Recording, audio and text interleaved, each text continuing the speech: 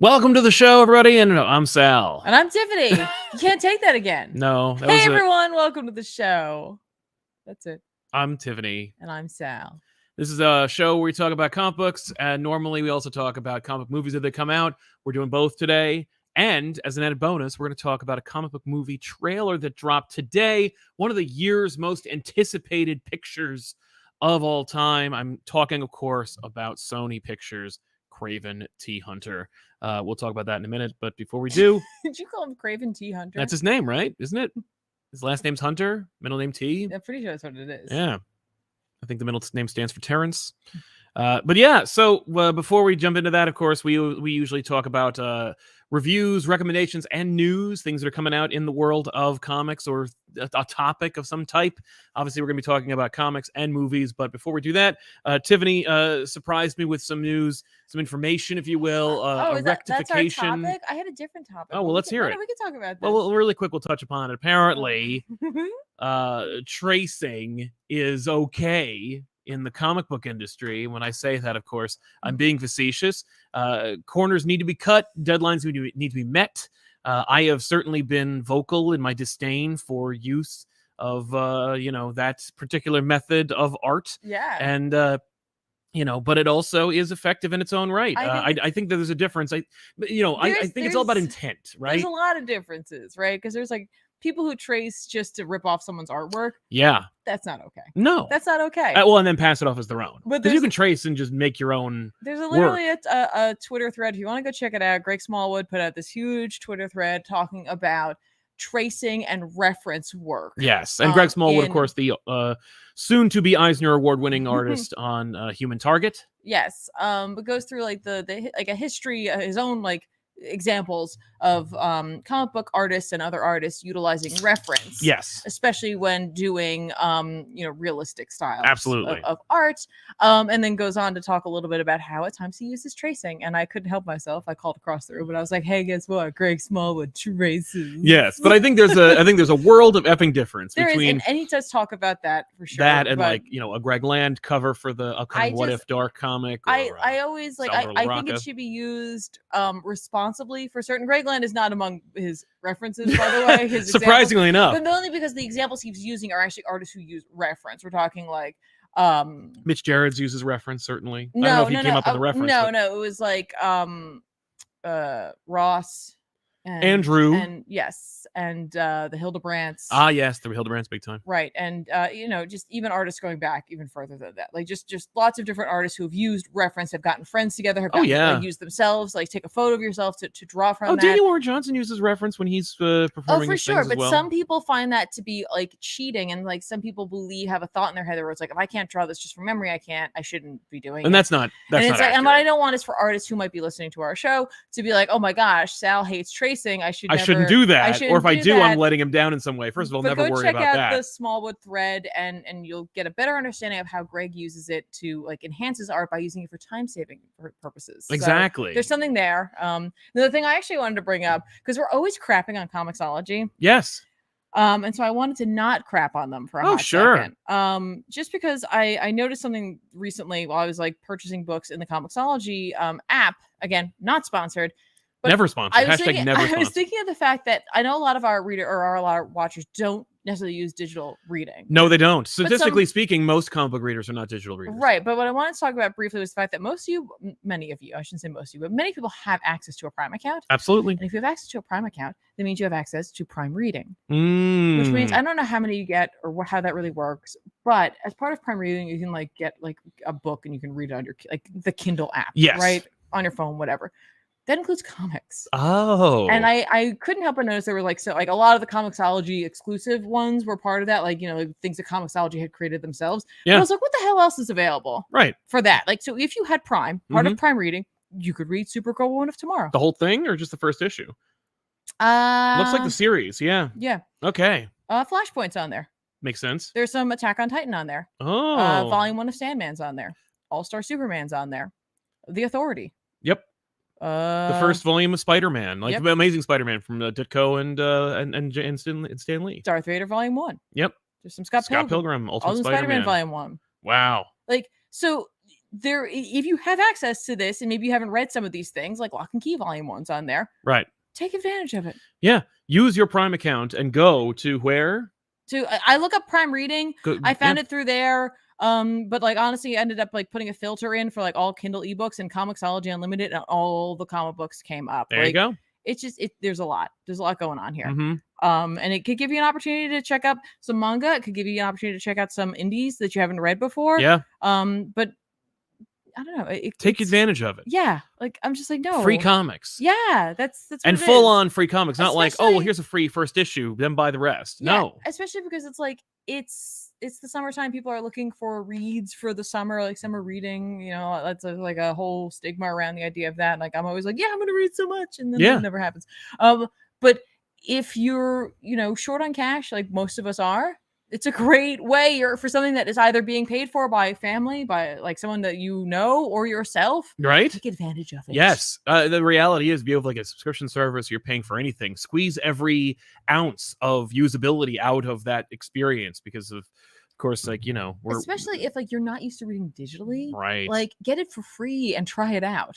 Mm-hmm. Like maybe you're like, I don't know if I've had this whole digital reading experience. Well, it's free. It won't matter. It's not going to hurt you to give it a try. Exactly. So, then you can say definitively, like, I either didn't like it or I thought I wouldn't like it, but it turns out I can definitely do this. Yeah. Plus, it has the guided view, which is always a fantastic way to read comics. Mm-hmm. So, but yeah, worth it. And that was just something I was like, you know what? Again, we usually give them a hard time, but I figured. Thank you, Comixology. This was a pretty good one, and hopefully some folk will take advantage of that. I hope so. This show is sponsored, of course, by viewers like you. If you're watching the show live, you can sponsor the show, and never Amazon or Comixology or any other company that we shilled for. Us, and that's okay. That's fine. Because we got Girk Pectus, who says SFX were so bad, I honestly thought Reeve was a ghost. No spoilers in the chat, and here we go. Anthony Bergamini says, I got my San Diego Comic-Con badge. Hopefully I can see you there. I have every expectation that we will see you there, Anthony, because, of course, we will be at San Diego Comic-Con. Next weekend is apparently the Garden State Comic Fest in Morristown, New Jersey at the Menon Arena. We don't have a booth, nor do we have a panel. We've never been offered one, but we would consider going if you're going to be in that area. I'm going to swing by probably one of the days. Oh. Why not? Go for it. Right? But, yeah. Bryce Harriet says, okay, now that we have this, the animated one and the TV show did it, can I please get an adaptation that isn't just Flashpoint? It'd be like if we had 3 Spider-Man movies, but only one more day. Thanks for being great, guys. I don't think the Flashpoint counts as the one more day of Flash stories, but you know what?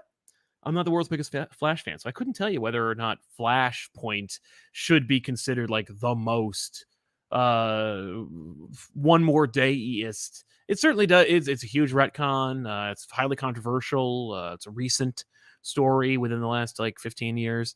So yeah, you know what? All right, I'm gonna change my opinion on that. I think that's fair. But yeah, we're obviously going to be talking about the movie in a little while. But for now, let's talk about the comics. Very briefly, because I don't like to talk about this too much, but Zeb Wells and Ed McGuinness did a... you read this? Yep, Amazing Spider-Man number 27.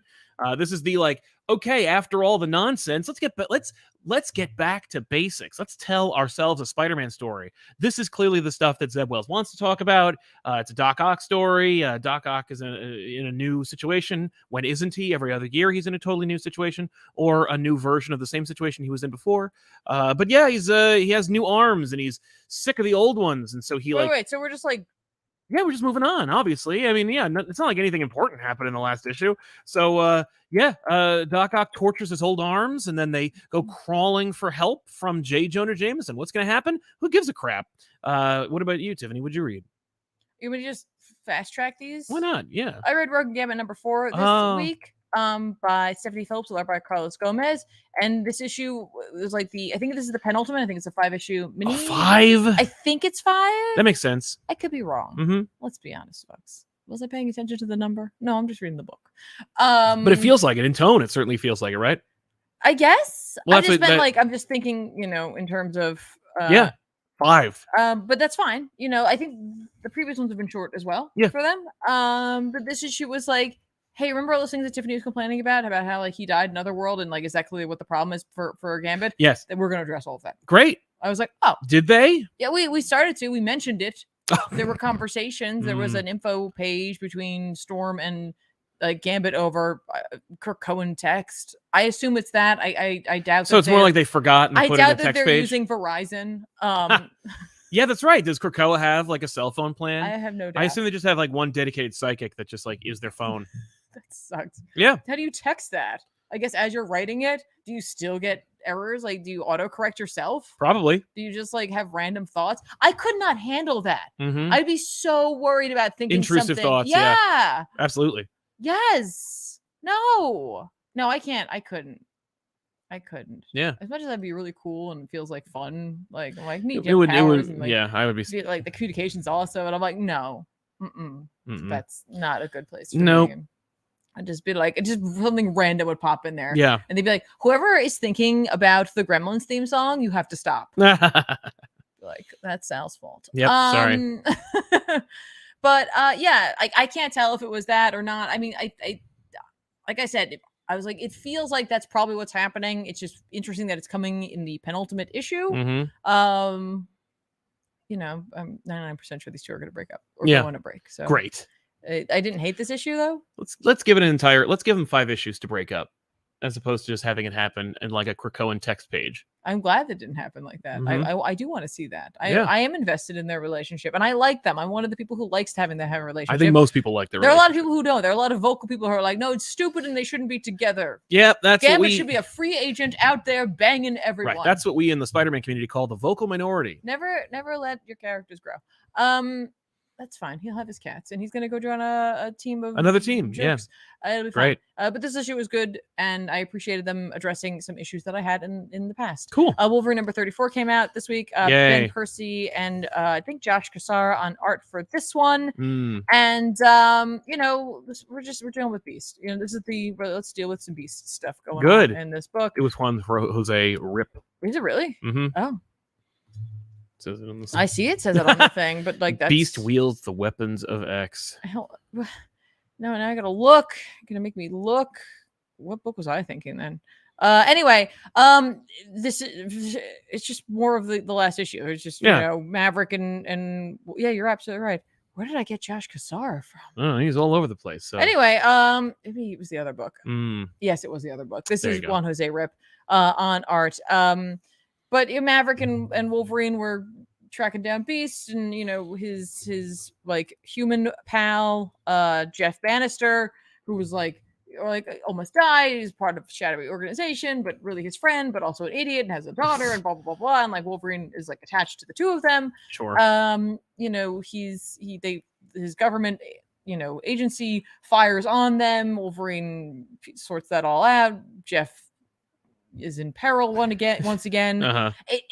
This one's a little wheel spinny for me, and at times I'll be honest with you, I've really been enjoying Percy's take on Wolverine. Yeah, like, some of the dialogue for Wolverine in this, I was just like, okay, a little much. It was a little ham-fisted. It was just a little like, oh yeah, all right, I get it. That sounds right. I get it, but but it hasn't been like that. No, but Percy can do that. Like Percy can be like, whoops. I guess he's not flawless. Well, all right. This one just felt a little like, Beast and Wolverine meet up for a dinner, and like we just see endless pages of Beast eating food. Yes, I've seen that page. It's like it's not just one. It's many panels. It's done on purpose to further villainize him, and then Beast. And he looks like a beast. You see, he's a beast. Do you get? He's a beast. And Beast just keeps talking about how he's just like Wolverine's like, this isn't who you are, and he's like, no, people keep saying that, but it is. Right, like he's talking to the reader. I'm like, I don't. Yeah, like okay, we get it. This issue just didn't do it for me necessarily. It didn't. It felt a little decompressed. Mm-hmm. Not surprised. And it could just be that Percy has a lot of plates he's spinning right now. Yeah. So maybe he just needed his own little breather. Right. Well, then just delay the book. This one didn't do it for me. Yeah, and that's fair. That's okay, because I've liked a lot of the other Wolverine issues that he's written, and it's not like this is going to make me go like, I'm not picking this book up anymore. Yeah. And I'm like, no, I really do want to see this Beast thing through to the end. Yeah, that's fair. So I'm down for that. Well, hopefully he doesn't drop the ball with Predator versus Wolverine. Oh, he's writing that as well. Too? Well, maybe that's the problem. And Greg Land's drawing some of it. Maybe he was more focused on that. Yeah. And just kind of he got the news at 33. and then he was working on it during 34. By 35, he'll be back to. He'll be like, "This is fine." Oh right, sorry, I have another. No, it's fine. We'll deal with that. Who cares? Anyway, real quick, let's talk about X-Men Red number 12. Al Ewing. I was totally wrong. Freaking Josh Hussar didn't draw anything. I read this week, I guess. Jacopo Camagni on art. This was like, remember we were like, oh man, John Ironheart Fireheart shows up, and we're like, what the heck, because he was from Sins of Sinister and now he's here. Oh yeah, and it's okay, like, cool, all right, we're pulling stuff from there, like, oh my gosh, could the Sins of Sinister thing actually end up happening? No. It's just, I believe Al Ewing created this character. Okay. He's like, well, we're going to make him happen. But he comes from a very natural place where you could pull someone, because he's one of the 100. Yes. The warriors from Ameth Arako. Okay. And remember White Sword? Yeah. Yeah. He's one of his 100 fighters, and he's released because that guy's like, Genesis is coming, because she's got the staff. Remember, she had the Annihilation helmet. Saturn turned it into the staff, and we get a whole breakdown of that. And I'm like, oh, thank you. For those of you who didn't read Ten of Swords, you're gonna be a little lost, because you're gonna be like, the what mask? Right? Who the hell is this?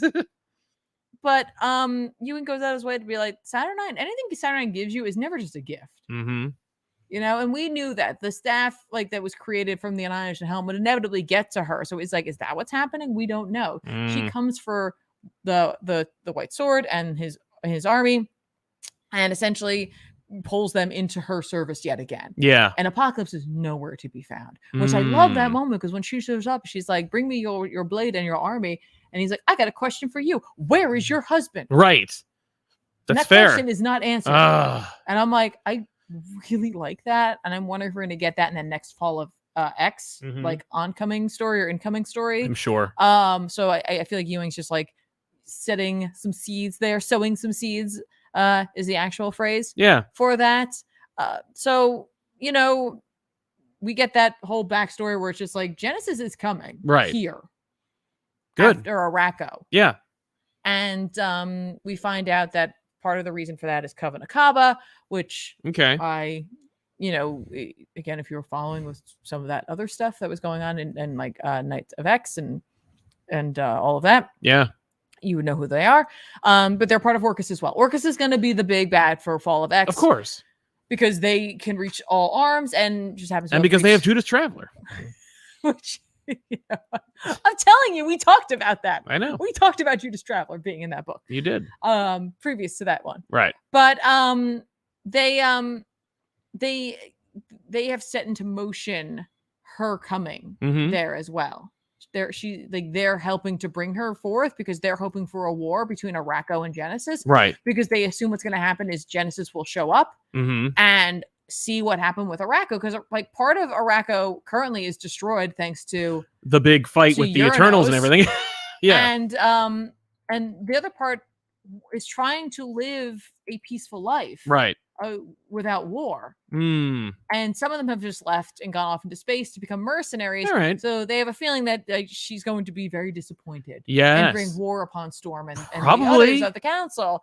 Right? Makes sense. So they're kind of banking on that, because they're working on something else. Coven Akaba and Orcus is working on something else. They need Storm distracted. Okay. And so they're going to... Well, this is going to distract the shit out of her. A distraction. Coven Akaba, though, simultaneously is like, there's been no word about Apocalypse. And and that's a problem. And it's probably for the best.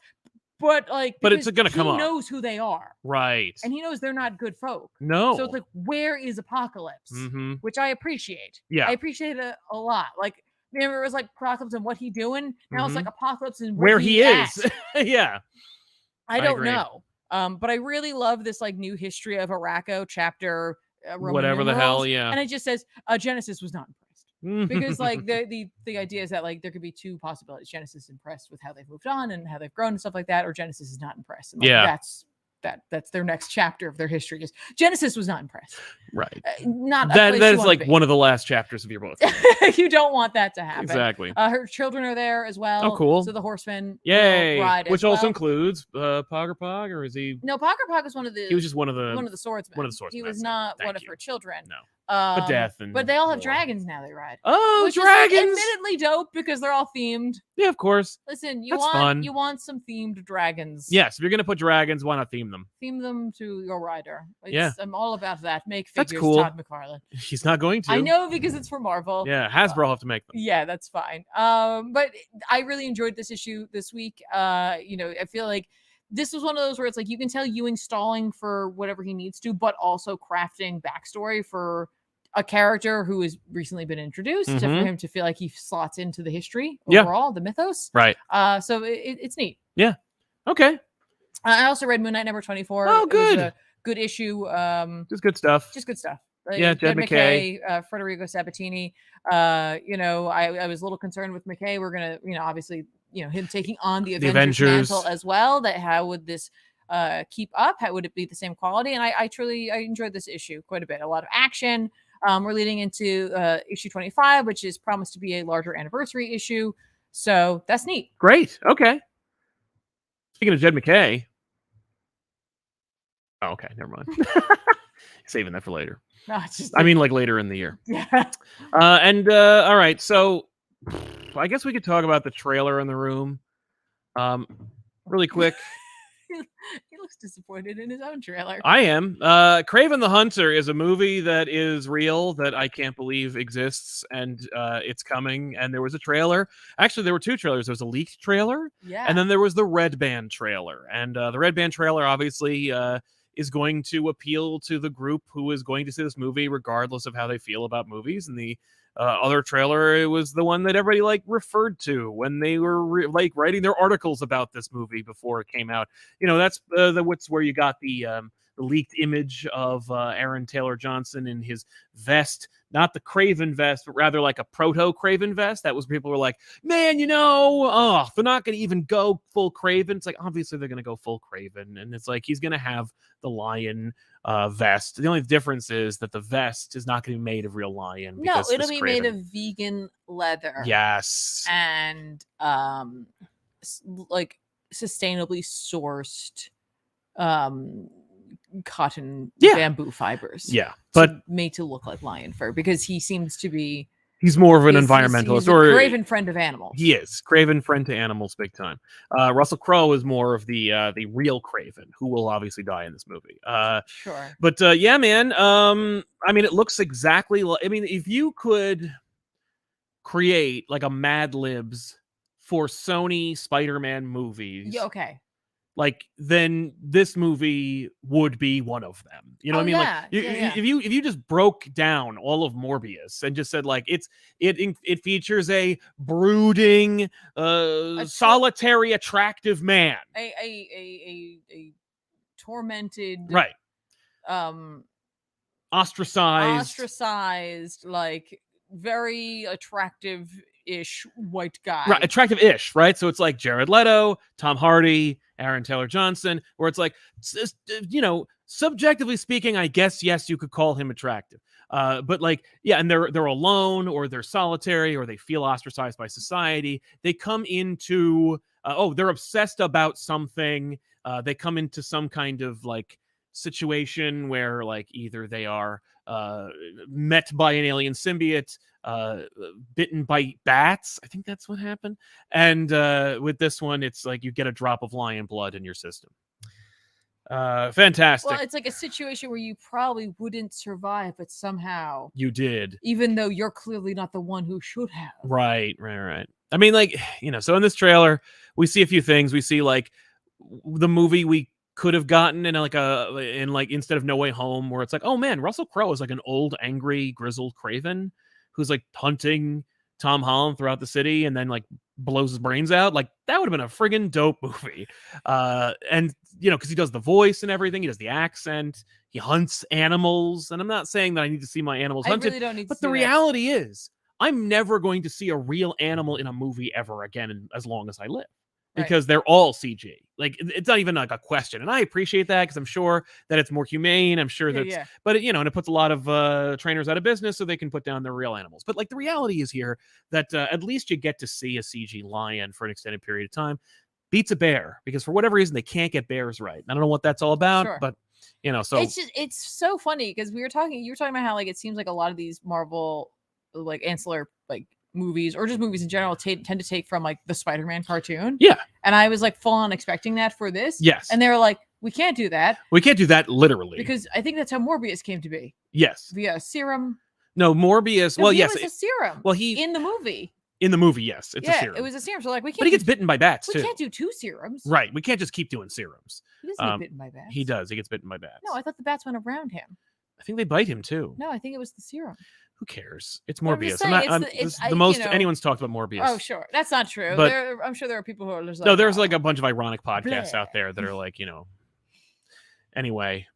This trailer could have been for anything. You could have overlaid any vocal or any dialogue over it. It could be any movie. They had the audacity to put like the text where it was like, people like heroes aren't born, they're made. And it's like, eat me. Like at this point, like just don't put text at all, or just put like, insert text here. Just put that because it's as honest. Yeah. Yeah, you could have made this trailer yourself at home. But the thing that struck me the most was like, this looks very expensive. Because there are a lot of shots of like moving cars and like really extras, and they were holding props. There. No, they're in there. No. They're people like in clear, like because they're like coming out of like the side of cars and stuff like that. Like they're clearly shooting in some, closed street. This could be any movie. It could be any movie. No, it easily could. Is like you could just literally like just intersplice some like footage of cars and also Vin Diesel, and this just becomes another Fast and Furious movie. Yeah. Right. Well, except Fast and the Furious just get that line out of there. People are freaking out about Fast and Furious. Like they love that movie. But I mean, like and not that Fast and Furious necessarily is generic because it does have its own look. But like this movie just feels like it's just trying to be. It looks anything but distinct. A movie about Kraven. Yeah.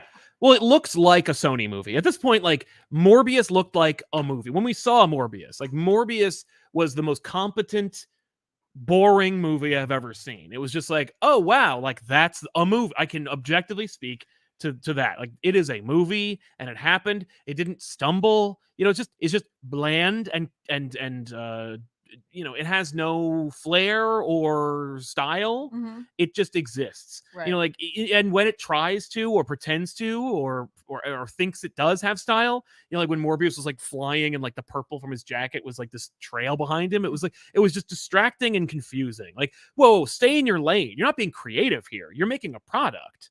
Kraven is very much that. Like this movie looks like just like insert slot A into form B. Sure. And as long as you don't go over budget, which is impossible to do with a movie like this, except for the fact that Rhino seems to be a character where they turn into a rhino instead of it's a dude wearing a rhino. They don't want you know what it is? They saw your conversation. I know about that, like and they're like, we don't want to deal with that. We don't want to deal with how does he vacate his bowels. We no, just don't want to deal with that. Exactly. So we'll just make him turn into. How about he just turns into a rhino and then he just shits on the ground, like a real like rhino. a real rhino.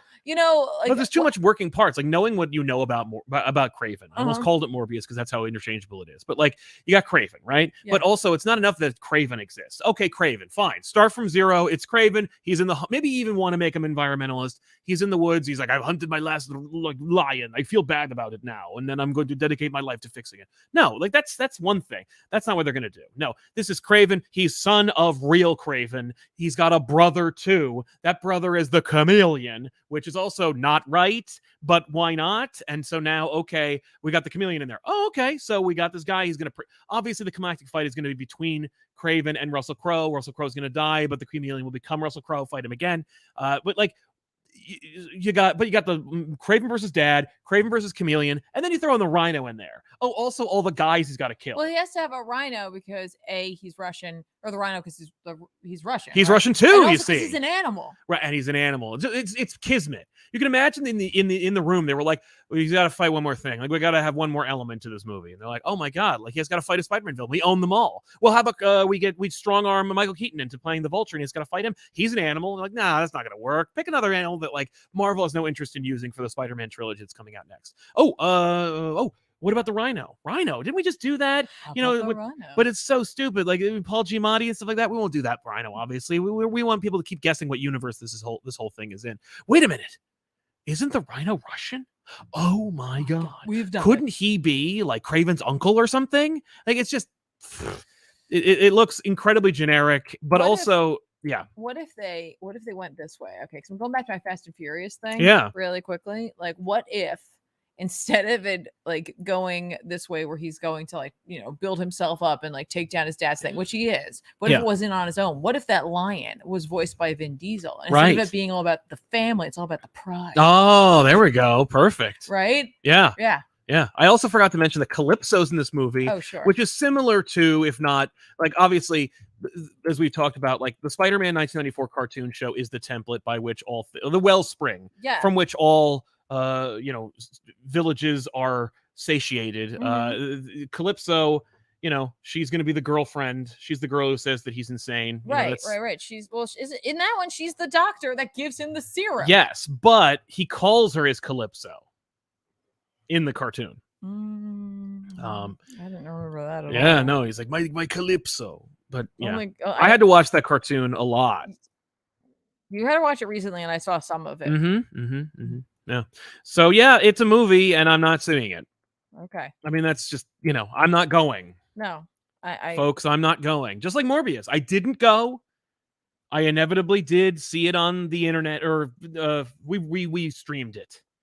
I think it was we either paid to rent it or we streamed it. I don't think we paid to rent it. We didn't pirate it though. I think we waited for it to be available. Part of one of the things we already paid for. Yes. So we didn't give them any more money. That's right. Yeah. We had patience. We had total pay, and it's easy to have patience for these kinds of movies. Yeah. I can't wait for Scorpion next, or the evil luchador is next, starring Bad Bunny, a person that I've only heard about because it's through sources where people say this is a person you should know about. Like, I've never heard about Bad Bunny naturally, but I have. Yeah, and Madam Web. I forgot about that. Madam Web's going to be a movie, and that's going to be like But how will they make it about a guy who's tormented? And I don't sad? know. I don't know. It'll be interesting to see. And by that, I mean for the people who go see it. Let's talk about some super chats that came out. For example, Ardwit says, ComicPop Woo, question for you that I feel already know the answer to, but I need someone else to tell me. My first actual comic was Batman the Widening Gyre. He's never finished that. No, he's never finished it. No, it's never been done. That's a Kevin Smith Walt Flanagan joint. He and the two of them worked on Batman the Widening Gyre, and then and they did Batman Cacophony. Not in that order. And Widening Gyre ends on a massive cliffhanger. It presupposes to be in continuity, and then it just isn't because it can't be. Because he never finished it. Okay. Girk Pectus, I was never excited for Keaton to Keaton fight. It was distracting and dumb, especially the horrible nuts line. Should have been just a guy in a chair like Beyond. Again, let's try not to spoil it until we get into spoiler territory. Thank you very much. Well, if we read them and they don't read them. Yeah, Ray Farr, ComicPop Woo, The Flash, who cares? Kraven trailer's out, y'all. Woo, Kraven, everybody's favorite Spider-Man villain, Kraven, woo. There are some people I know who do love Kraven. It's their favorite character. And I do feel bad that they had to wait their entire lives, but at least they got a Kraven movie at all, as opposed to never getting a Kraven movie. Sometimes it's better to not have things. Sometimes. It turns out. Yeah, that's true. But, some folk, you're just happy to have That's true. something. Listen, that's fine.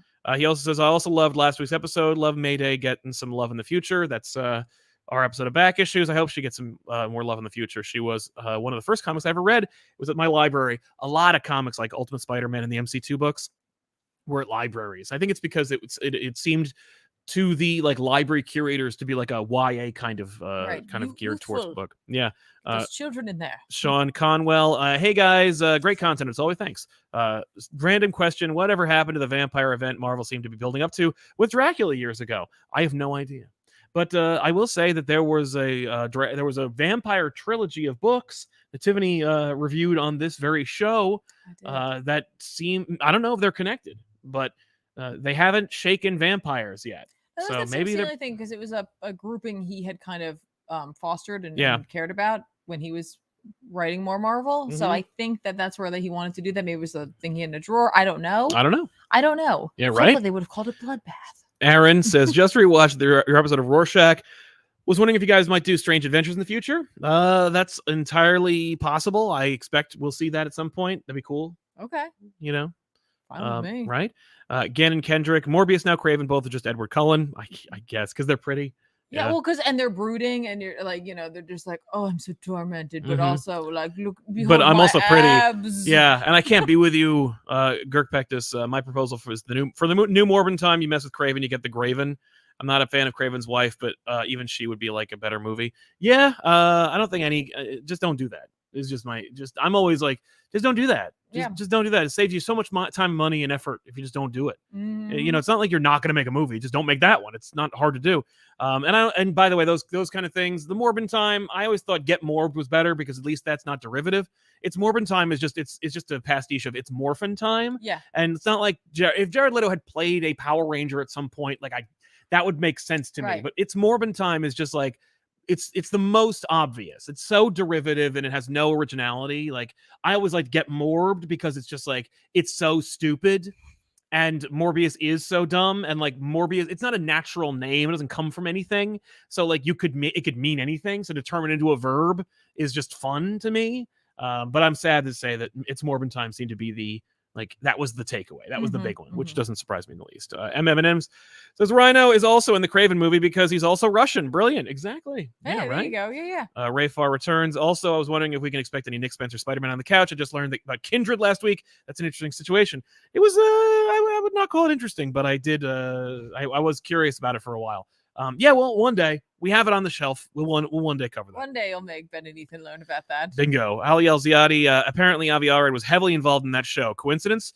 Yeah, none whatsoever. I think not. Avi Arad was involved in every Marvel Studios pre-movie production. And when I say movie, I mean they did make movies, but like they were made for TV movies, right. like Nick Fury. Dante Cook, hey Sal and Tiffany, I agree with all the reasons Sal gave for why this movie shouldn't be made. However, I watched the trailer while listening to you two, and I need to see this movie.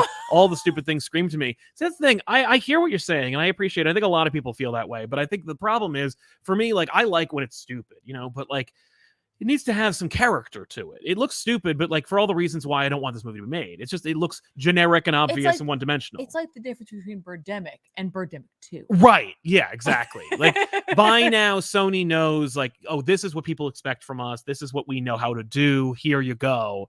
But there's no like love in it. Like Venom 2, like that movie sucks too. And it's like, just go for broke. I mean, but they didn't care so much they gave Andy Serkis the director's chair.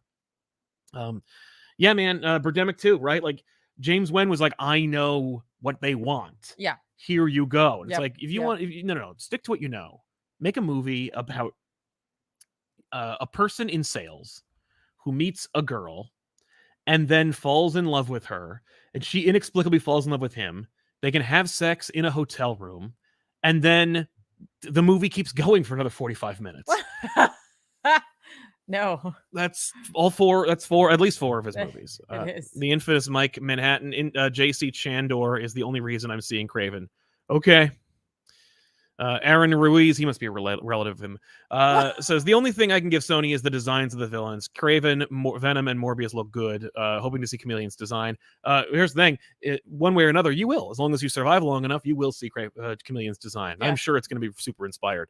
I am awake. Fi says, love the show. Will there be Amazing Spider-Man 26 discussion one day, and not on this show? It'll be more of like a official kind of discussion, but it won't be about the issue. This guy 9947 Avengers Arena / Undercover would be a hilarious back issues episode. I completely agree. We have at least 2 of the volumes of Avengers Arena. So let's jump into Flash. Let's do Flash. See, there he is. Oh wait. Yeah, there they are. There's Flash. Both of them. Sure. Spoilers galore here on out for the Flash. We're just going into spoiler territory. Well, okay. We'll give a quick rundown of the movie with no spoilers whatsoever. Of course, The Flash is a movie that exists. It's directed by Andre Muschietti, and it is starring Ezra Miller and company, in which The Flash gets his own movie, and it was inherited by the current administration at DC. It's been in development for over 25 years. At what point Ezra Miller and Grant Morrison themselves were writing the damn thing. Trouble production, the kind of thing where I think in like 2009, I would have been like, let's cut our losses and just figure this out some other time. But no, says Warner Brothers in DC. No, we're going to see this thing through to the end. And so they did, and they released this. And despite the fact that it's clearly a movie that is made to set up a new universe that they abandoned or reset or threw away.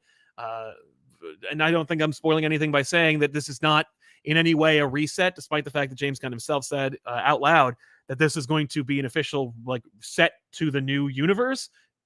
Spoilers for that, it isn't at all. It's just a standalone movie that exists that features more. It seeks more to be a button on the DCEU than a refresh that sets up the stage for a new universe. In fact, I would say it goes out of its way to not set up a stage for a new universe. As far as acting goes, the actors all are there and do their jobs. The writing itself, there is a movie within this. You could feel the studio notes throughout. It's almost like watching a script being edited on screen.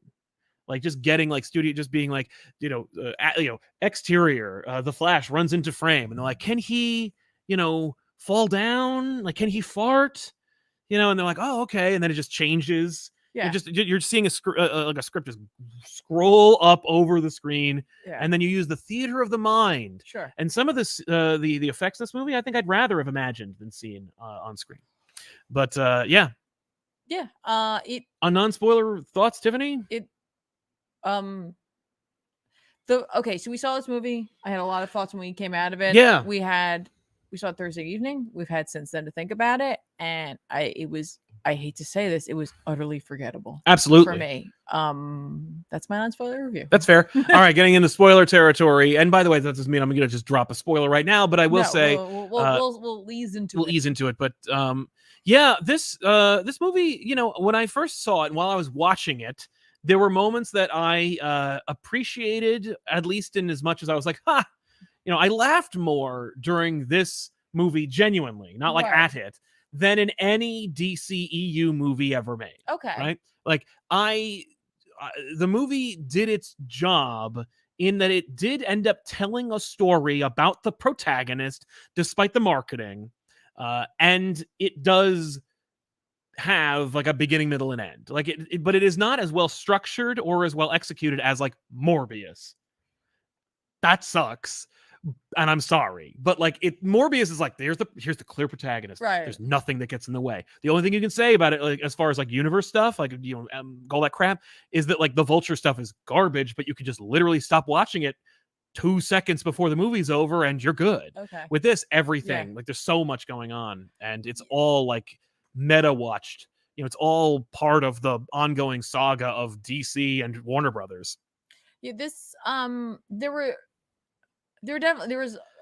a lot of factors for me for this film. Yes. Even just outside of like meta, like watching it. About Hollywood in general, and any sort of like anything else surrounding this movie. Just watching this movie on its own, like trying to separate myself from any of that. I found it to be like there were too many moments where it felt like they forgot how to make a movie in terms of like setting things up that never really pay off. Right. And you don't know if it's like because they got cut out or because they're just not very good at what they do. And so much, obviously you're doing a movie which requires actual superpowers in it. And so you're going to be seeing a lot of like CG. It's completely understandable. Visual effects, can be incredible. Yeah. Absolutely. This movie, I think there was too many things that they had to put in that were visual. Yes. And I think it felt like the budget got stretched. Oh, absolutely. Like I could feel it in this movie. And I was like, I can't tell if this is one of those where they're going to try to fix it in post. Like when we see this later on, like on demand or whatever, it'll be fine. No, there's no way. They're not going to put one more red cent into this movie. There was like some moments at the end where I was like, you really didn't need these. And you could have taken that money and made this look better, because at least if it looked as bombastic as it wanted to be or tried to be. Yeah, you would be like, it's a summer blockbuster. You would forget some of the other issues with it, but it didn't even have that going for it. No. I also kind of struggled with just like things that normally like I embrace. Like a lot of times, like the DC movies, they really do a great job with like music. I like a lot of the themes that they create. In this one, there was just it was all over the map, and like the score for this just did not flow for me. Well, certainly it doesn't like have an identity, and you could feel like what the director, I think the director had a vision, or at the very least, like the people who made the original movie had a vision and a direction, and they were like, look, I am telling a story about the Flash, yes, but I'm doing some world building, but it's not such a tall order yet. And then it just becomes this thing where it's like, well, then we reset, and then we reset, and then we reset, and it just kept piling on to the same thing they already made. Right. And so it became this kind of monster. And yeah, absolutely, it got away from them. Where I'm like, this is gonna look friggin' amazing, and then you could tell like the people who were making it were like, you can't get blood from a stone. Like, there's no more. Yeah, there's just, we got nothing else. It's not even like we can't afford it, but we're not going to give it to you. Like, you're not going to get any money to make it look like this. And then to get did you see that the director said out loud that like the effects within the Speed Force, it's supposed to look like that. Oh, okay. And I'm like, no, it's not. You're just a liar. And like, I appreciate it was weird because I was like, I if you're doing a visual thing, yes, awesome, but like it was too there are other ways to achieve a look like that without it looking like unfinished CGI. It's not at all this bad, so I am going to use hyperbole right now. Please, 100% hyperbole incoming. It was like, when I think back on it, I'm like, why does the Speed Force look like it's set in the Polar Express universe? Yeah, no, and it does. No, it looks like Beowulf, that movie that also looks like they used the thing from the Polar Express. Yeah, like it looks, but they want you to believe that the Polar Express characters are real life people. And you're just like, that's not even close. And the worst of it is that the opening sequence looks like dog shit. Like it is. And I look. No, that was rough because there were so many things I was like, I should be having fun with this. Right. And I'm so distracted. He's wearing the blue suit. Right. And like, we were watching it. Actually, our moderator was with us for our chat. And I'm sitting there and I'm like, really trying, like, listen, the movie just started. Just watch the movie. Right. Yeah. And she leans over and she's like, hey, are those capes like distractingly bad? I'm like, okay, thank you. Yeah. Yes. And I know cape technology is hard. Right. And it's also the norm. But like capes are CG from now on. For some reason, that was bad. So I was like, okay. And then we get the babies. The babies. And then they were like, the babies look so good. And I was like, throw in a dog too. So then that way nothing looks good. So then initially I was like, is this like some meta shit? Like, are you like, no, trust me. We're throwing the baby out with the bathwater. Right. Or see? like, no, it's like, trust me, we need this to look so bad because otherwise we wouldn't get the rating we need. I'm like, I don't think that's what it is. Yeah, that is not what it is. Like, because it started out being fun, like how everything got ramped up, like everything got worse. Like, where the Flash gets there and he's setting up he's tying pipes together, and then the baby, and you get into the maternity ward and the babies, and you're like, okay, but then the babies like fall, and you're like, they look really bad. It looks like Son of the Mask, and you're like, but Son of the Mask was 25 years ago.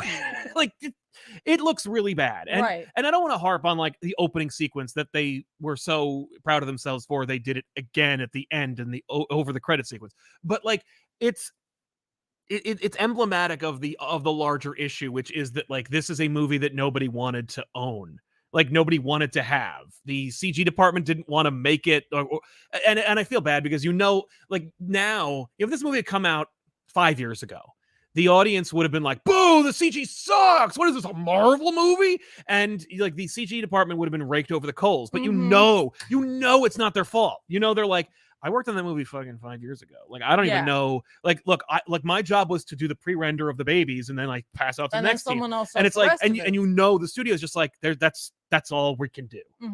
Like, I'm not going to be responsible for making a $700 million Flash failure. Yeah. But it represents for me like everything about the movie. Now, moving on from the bad CG, but trust me when I tell you that the CG looks bad. If it has the option to look great or bad, yes, it will look bad. Additionally, it's very frustrating to me how much that opening sequence identifies like something wrong with this Justice League, and that it's that you have a speedster and you're just underutilizing him entirely. Or absolutely. Entirely. Like, you assigned him the wrong project. Yeah, that's the wrong project for him. I need you to catch somebody, like catch up to them in a car. Like, you're in a high-speed chase. Send the fast one. The speedster. Right, but Batman's not going to catch the building. Right, but we're not going to come up with a solution for that. So initially, I was like, oh, we're setting up that he's unsatisfied with his role in the Justice League. Well, that is absolutely like a great idea. It's like there, and then nope. Yeah. Nope. I was like, oh, okay. Right. Just like those babies, throw that right out the window. Exactly, because your pitch is for this movie, like where it's like, oh, here's how you fix it. Like, here's how you fix that. Like, we're great because it's like, yeah, no. If the theme is like Barry's unsatisfied with his role on the Justice League, he is looking for a place to belong. Yep. That's the movie. That's what the movie kind of is about. It wants to be there, but like I don't know what that editing floor looked like, if it looked like anything, because I can't tell if this is a problem from the get-go in terms of the way in which they crafted the script. Right. Or this is a problem with the fact that they were like, but this movie isn't going to do what it was going to do before, so we can't do that. Like, it can't, because it can't triumphantly be like, I'm back in the main universe and it's going to be great from here on in. Like, no, you have to set up Barry as a protagonist for the first time ever and also have them say goodbye.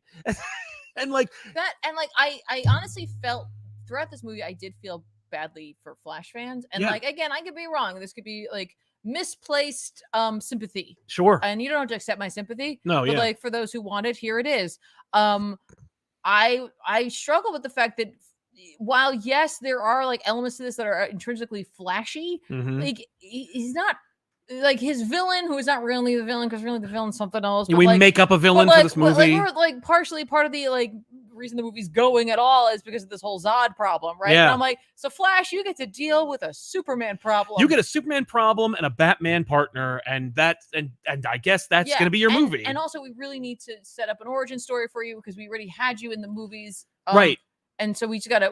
This movie's doing a lot. Yeah, we need you to both. We need to do the movie thing, the superhero movie thing, where it's like you get your powers, but you already had your powers. So here's a new version of you that can get their powers and learn all the lessons that you already learned. Oh, yeah. And that's kind of cool.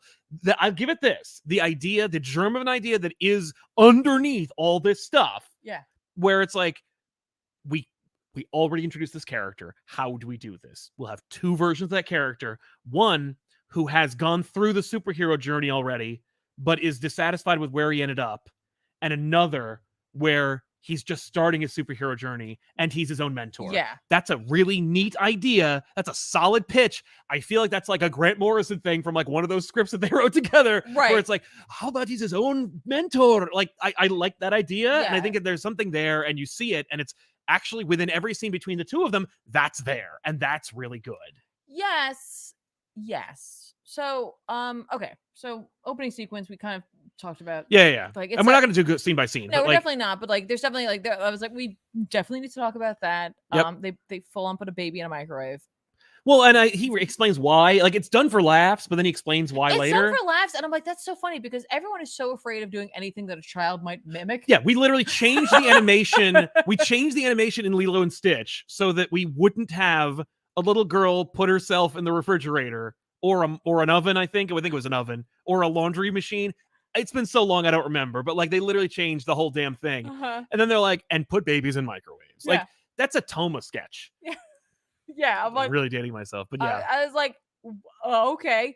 So some other things that like, you know, I struggle with in this. You know, it's hard to tell. Like, I'm like, okay, so how old is Barry in this movie versus how old is Barry when his mom dies in the movie? Yeah. And you know, I'm not telling anyone how they're meant to get over their grief. Sure. But like the grief that we see from Barry in this without having that extra like dissatisfaction with his life, because we don't build up to it enough. Nope. And I know his dad's like got his parole and stuff like that, but like we see a little bit of that his life is kind of falling apart, but we don't really get enough to like get that from him fully. Like I'm making leaps to make they it have work. to tell, not show, and we don't even get a chance to really tell extensively. So here it is. Yeah. But like the grief he feels for that just seems not the place he might be, right? Depending on like, because I'm like, all right, so maybe he's in his 20s, right? Exactly. But I think it's more like he's 30. But in the movie, no, I think in the movie he's supposed to be 30. Like he's got an internship, so I placed him within his. He's a late bloomer in his 20s, That's right? True. Like maybe his early to mid 20s, and then as a kid, I was like, he's probably like 10, 11. I'm gonna give that. I don't know. So we're talking like anywhere between 20, 10 and 15. Right, 15 years. Well, yeah, 10 and 15 years ish, right? I'm like, okay. Right. Like, again, like everyone goes through grief differently. Absolutely. It was just interesting that he was like, okay. I am just as upset as I was 15 years ago. This is it. Right. I'm literally going to. My life should not be where it is now. And it's like, that's true. A lot of people. And it's funny, but like he's part of a team, like, and they don't develop it enough to realize that he's like, oh, I have a family. I'm upset, or like, I don't like how I'm being treated here. We don't really we don't get too much of that. We do see his work life. Yep. It's like, and it sucks. It sucks ish. Well, I mean, like it's his own fault that he's not getting anywhere. No, but also like he has these like bullies that are like that work with him, and I'm like, what you want it to be like this? We want this movie to be like Spider-Man, where he's got like bullies, but like he works in a building, like are you kidding me? Like for a job? Yeah. And like, I know the comments are ablaze, people being like, there's all kinds of workplace bullying. Not like that. Yeah, but there is. And but I thought, it's cartoonish, which is why I put him younger. Right. That's why it feels like it's like, they want it to be could that. be like college people who are like, sure. That, and I can't, that's what they listen, want. Workplace bullying happens like that. But like, he also is like the Flash and can run really fast. I don't know. Like, I'm not going to tell him how Barry's supposed to handle his grief, whatever. Right. It just was like, I was like, oh, okay. A lot of this movie, a lot of times the things that are happening in it seems to be happening because the script said that it happened. Yeah. And I know that's how literally every movie happens, technically. It's right, like, but it's supposed to feel. But usually you forget about the fact that the script exists and you're just watching the story. Yeah. And there were moments in this movie where that happened for me. And there are a lot of moments in this movie where that did not happen for me. Yeah. And that was one of them where I was just like, oh, okay. And okay, now we have to go back in time. Yes. Because that's how this movie's going to happen. Exactly. And we don't have a lot of time to like.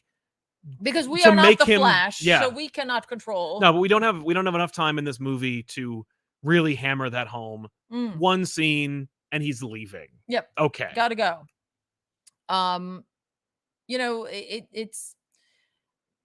That's like, it's cool because you're like, he's doing the thing. Yeah. Like the Flash is actually doing a thing that the Flash does in the comics. Yes. But it at times it feels like that's all he's allowed to do. Yes. And because he's not allowed to have his own rogues gallery because presumably they're like, well, his character's going away. And it's like, well, it's know what? He has the most. That Barry doesn't know that. Yeah. And he has, like you said, like endless number of he has a literal villains. team of villains called the Rogues. Like it's so sad. We were talking about this the other day that like the only time the Flash ever fights a real Flash villain is in a Suicide Squad movie. Remember when he fought it's Captain Boomerang's flashback. It's like, oh. Yeah. Anyway. And that makes me sad. Yeah. It's a shame. But like, it's a shame. But you know what? We'll get another chance. Yeah. But so Barry does his thing and it's just like endless terrible CG. And they also wrote Billy Crudup out of the movie, and I'm like, okay, who cares? The mother was good. She did a nice job. Everybody's in terms of acting, like I think everyone pretty much is. Yeah, no. In terms of acting, she did all the things that that she needed to do to be a corpse. That filmmakers, producers, whatever want you to do. Like, yeah, hi, I'm the character who, if I were your wife / girlfriend, you would idealize. You would have like video on your phone of me laughing in a room, spinning around in a circle under some sheets, like whatever. Like she's doing all those things. It is heartwarming. She seems like a genuinely lovely person to know. It frustrates the hell out of me that by the end of this movie they don't address at all who killed her, right? And Barry's cool with that, right? And he's like, oh, it doesn't even matter. Put it back. I put everything back where it was. I got my dad, and I saved my dad. And it's like we never need to know. You don't have to re-kill your mom or save her to be in the room and watch who killed her. That's frustrating me because like Barry in the beginning of this movie is like, we can't let these clues go. Right. We need to reanalyze these to help the right. But for him, he's like, I don't care about solving the crime as much as I just want to absolve my dad. That's all I need to do. I guess it's weird. It's weird. It just there's a discrepancy for me in terms of his motivations because he has many. Yeah. To do this, but. Yeah. Anyway. Oh yeah. So and then the movie happens, and you get what you get. There's a lot. There's a lot happening in here. Young Barry. I get it. They're like he's young, and like this is what he was like, and you think he's obnoxious now in the Justice League. Wait, do you see him when he he had everything he ever wanted? And I get that. And that's a really good idea too. And I really thought we were going somewhere with that. Yes, and that was a good pitch. Doesn't really develop the way I thought it was going to develop. Like I thought we were going to develop. We get like the hint of this when Barry hears the conversation between Batman older Barry that Yes. like, in my universe, my mom's dead, and that's why I came back, and like, blah blah blah blah, and like that's how it works, right? I thought we're meant to just piece together the rest of it. Yes. Where it's like Barry's like, I've never lost anything before. Like young Barry, I've never failed. Yeah, I've never failed. Like failure isn't a thing for me. Life is very easy for me. I've always had everything I've ever wanted. Right, and so therefore it should, and that's why I will become a villain. Right, is because it always should work out for me because it always has. And that is technically what happens. And that is what happens, but it's not really telegraphed through the And again, movie. I don't need it to tell me. It doesn't have to be like I've had everything I've ever wanted. I can make it happen again. We don't necessarily need that. But in a movie where the character is called Dark Flash, we could probably do that. We probably could have done that. I don't necessarily want that. No. Yeah. Really quick, there's a lot of like marketing around this movie. Said it was the greatest movie ever made. Tom Cruise himself has seen it. Blah blah blah. Stephen King as well. Clearly, that's all marketing. That was clearly just they either owed the studio a favor or they're paid a bunch of money because there's no way you can walk away from this movie and go, it's the best superhero movie I've ever seen. And for some people might really have enjoyed it. I'm sure they did, but I guarantee that it's not the best superhero movie you've ever seen. There's nothing justifies the level of hype that's around it. And I think the audience reacted in kind because it didn't perform. No, it's true. It Shazam 2'd. I also in terms of like Kara. Oh yeah. Like, well, all the cameos, right? Kind of fun. I liked Kara a lot. I thought Sasha Calle's version of Kara was. I very much felt that there needed to be a little bit more to develop, but there's no time. There's no time, and she doesn't matter. Exactly. That's a real shame. That's what you can feel when they're like, well, it doesn't matter because she's going to be the new Superman at the end of the movie, right? And it's like. Because it feels like they were setting some things up. Like there's a couple of moments where she's like talking to Barry, where like older Barry, where she's just like, humans suck, right? Basically, and why would I ever help them, right? And then Zod shows up, and it's interesting because she's like, "Ooh, Zod's bad," and I'm like, we could have done something there where she's like, "It's a Kryptonian." Yeah, like no, I'm with him. See you later. Like, oh, my people. Okay, cool. But no, she's like, I know Zod's bad. That's fine. Yeah. She sees one thing happen. She comes back. She's like, I'm in it. I'm in to help. And I'm like, oh, okay, I thought we were going to go on a journey where older Barry, was going to be the crux of this. Like, he's the canon event of this movie. Because it's like we've got older Barry and we have younger Barry who doesn't know that he needs to step up and like mature a little bit. Right. We have Michael Keaton who is like, all right, cool, I'm in. Who's just in, but like maybe should have been like less in, and then learns from like older the actions of older Barry. Yeah. And then like Kara can learn from him that like humanity is greater than is worth saving. Yeah. Like I thought we were going to see more of that, but there's no time. There's no time. So we don't do any of that. And everyone just falls into line. Yeah, and we get the results, but we don't take the time to build it because we needed to spend like 10 minutes in the apartment meeting Barry's roommates. Right, but like these moments could have been there, and maybe they were. And that's where I'm like, occasionally there's like some quiet moments where I'm like, oh, that's a movie. If this scene had time to breathe, it would have been good. Absolutely, it would have been really nice. Yeah, Yeah. No, I agree. But as far as acting goes, like I thought Sasha Calle was a great Supergirl, and her rage, I was like, I get it. Like I get it. It's earned in this. And Kara's often like we've seen that like played up. Kara's rage. She was older. Yes. We obviously she remembers Cal as a baby. Like all that's there. Yeah. That we don't get the Argon City stuff. Like we don't get any of that because it's a different origin, which is fine. But you made an interesting point where it was like, oh man, Kara and her fight with Zod and her rage would have been a lot cooler. And again, I'm not looking to compare or to complain. I'm really not here for that at all. And so, I don't care about the comments, but I'm going to read them. But I had this moment where I was like, oh, if in this previous Superman iteration that we just had, if that fight between he and Zod had gone differently. Yes. Kara's like showing up with like the House of L logo on her body and being like, oh, okay, this is the Superman here, cool, whatever. But then you have this rage-filled Kryptonian. It's like, oh, okay. Yeah, that would have been a really cool stark difference. You're very different. Right. But instead we get like the same fight with Zod.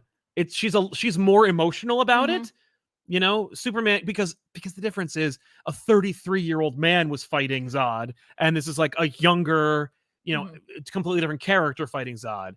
So Superman does seem a little bit more like in control than Yeah. Kara does, but it's still the same glowing eyes and screaming that we get from Henry Cavill Superman. So it's not too dissimilar. It was just like a different It would have been a really package. fun. It would have been really cool to get like the Superman that I think we were going to get after like the Justice League movie, of like a quieter, more measured, more like reserved Superman, you know, a more hopeful Superman, versus Kara's like, I'm gonna mess you up. You know, and I heard there was apparently like an R-rated version of that fight, which who cares? It's all fake anyway. How could it possibly be R-rated if it's animated?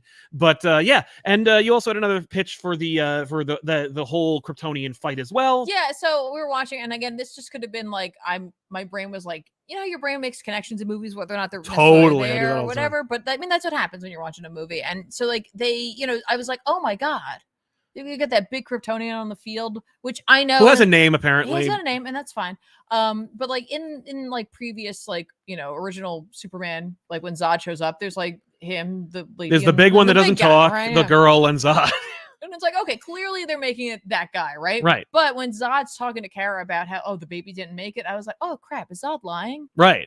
And he's just like, no, that is Cal. Yeah, no, like he didn't have he didn't have the codex, so I manipulated him. Yeah, and that's why he's wearing the helmet. Right. Because they all have helmets that can or cannot show your face. Right. And B, that's why we're getting like such an in-depth fight between him and Batman. I'm like, because we're doing another Batman v Superman like style fight. Exactly. And it's going to be revealed. And I was like, oh, okay, we're not. Well, we didn't want to pay Henry Cavill the likeness rights, so we're not going to. If that's even a theory. But like, it's just even me making that connection. But I was like, that would have been kind of cool. Right. Like, because that would have been kind of neat in a big bunch of stuff where like, yeah, he's fighting and like his face thing like unshimmers and it's Henry Cavill's face. Yeah. And it's like, oh, he's lobotomized or tortured into becoming like a Zod's foot soldier. Yeah, you know? yeah. But I mean, I guess we should talk about Keaton as well. Yeah. So that was the very different situation for you versus me. I saw it with Ben, who was very excited to see Michael Keaton back because he has no love for the other movies besides, you know, he did enjoy Val Kilmer, but he likes Tombstone, so that's why that happened. But you know, like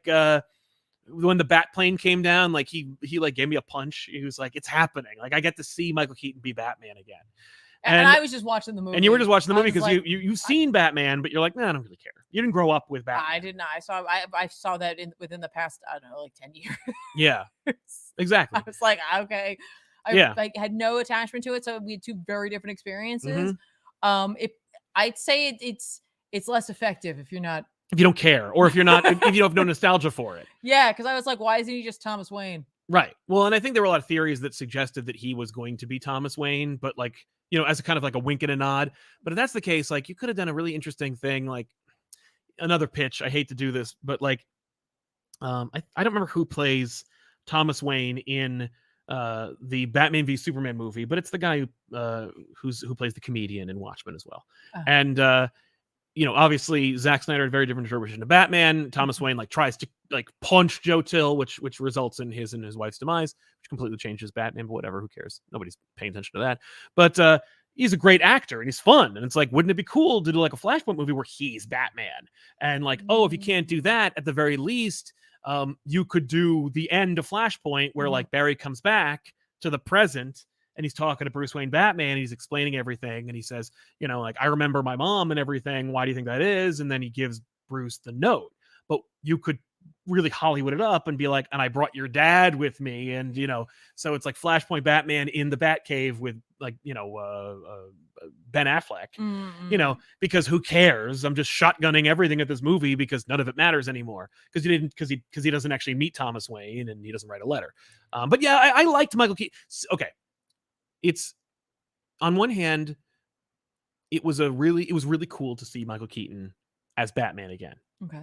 On another, this isn't his universe. So it's not really Batman. Well, like it is, but right. So make him Thomas Wayne. But it is because like he's got the Japanese like armor in the thing. He's got the Batmobile. He's got the theme. Alfred would be dead by now because that theme, which is like which they really liked using it. Times, but like every time he's on, like if Batman's on screen, you're hearing that theme. Well, and they did the same thing in the Whedon cut of Justice League because like they brought in Danny Elfman and he's like, well, I'm just going to use the Batman theme. So he's put the Michael Keaton Batman theme over Ben Affleck. He's like, that's just Batman to me. I don't give a shit. And I'm like, I mean, I hear what you're saying, but like, you know, that ain't your Batman. But yeah, they liked using that theme.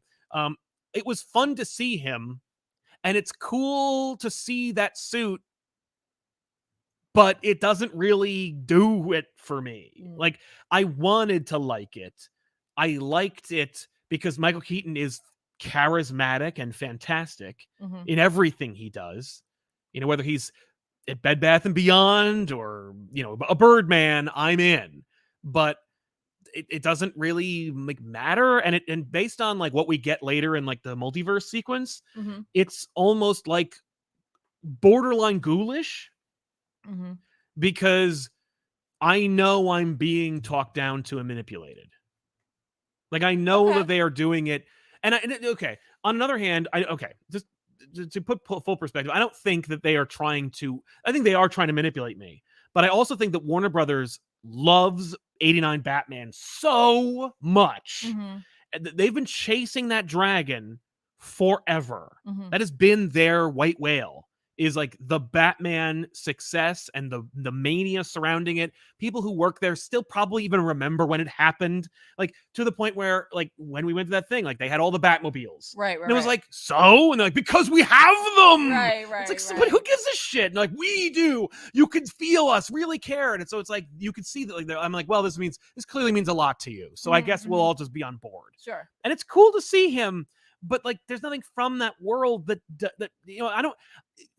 Did he fight Tommy Lee Jones Two-Face? Like, what are you saying? Is it that, like, Barry goes back in time, and so as a result, the 89 Batman movie happens, but then the DCEU happens as well? Because, like, Zod shows up, and everyone's like, sure. And I'm like, does that mean that the Zod universe, like, overlaid the 89 Batman universe? Or is Zod inevitable? And he's in every universe? Like, what is this? Like, you know, I don't understand. And so you think about it too much. The only thing that really worked for me was the spaghetti metaphor. I was like, this is and you know, like, there's always some producer who's like, you gotta explain that multiverse thing. You put a thing. It's like a balloon and something bad happens. That's right. You gotta use a metaphor. And like, but I thought it was like, I was like, this actually makes sense in the world you're trying to create. Yeah. And you're trying to differentiate in a movie where there's, you know, summer where there's 3 multiverse movies. Right, but it does and it doesn't. Right. No, it does. The metaphor works and the explanation is sound, and then it breaks its own rules throughout the movie. Yeah, and that's where I struggled a little bit with that, but then I was like, I don't know how much it matters.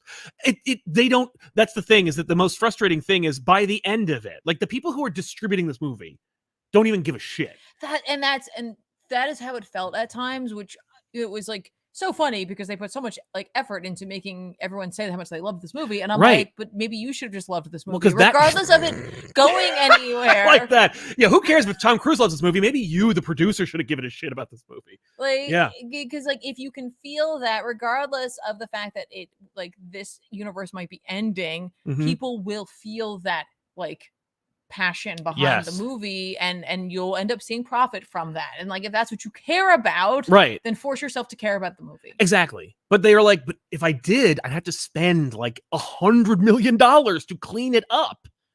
And there's too many people who stand to gain or lose from this movie's. There's a lot of ego. You know, we inherited this movie. If it does well and it's successful, we have to acknowledge that the previous people did a good job. You know, the apology is that the director is getting the next Batman movie in universe. Is that Brave and the Bold, Batman and Robin, is being directed by the guy who made this movie. Right. And I think that, like, there is a cut.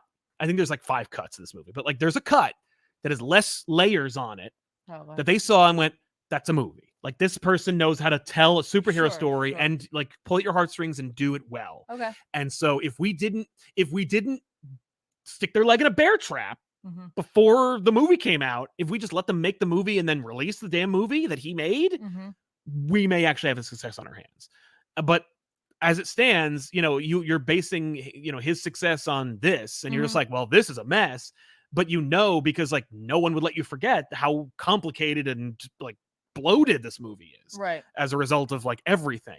But yeah, it's tough. Like it, and then at the end it wraps up and like the George Clooney, like what? And that George Clooney thing is straight up the biggest middle finger ever. And I'm not like in a way where I hate it, right, but like in a way where I'm like, this is the button that says I don't care. You know, what's funny though is like, because he's in the version of him that I'm like, for me, I don't like his Batman. Right, but you loved him as Bruce Wayne. I'm like, no, George Clooney's a great Bruce Wayne. No, Bruce Wayne, like George Clooney as a retired Batman is actually great because George Clooney is a fantastic actor when he's allowed to be. Yeah, but like, and he's not selling McDonald's toys. Yeah, like no, don't put him in a suit with nipples on it or anything like right. that. Just let him be Bruce Wayne. Right, and he clearly, I was like, sure, he rolls up. I'm like, that is Bruce Wayne. Right, and in this universe, he also is the Ben Affleck Bruce Wayne. Like he remembers Barry and stuff. So like, all right, I love it. He's like, I am 10 years older than I was before. Like, because it's already like a 50-year-old Batman. He's like, but I'm happier. Right, but look at like, me. whatever happened to me. Yeah. Wait, thanks for the upgrade, Barry. Like, I guess.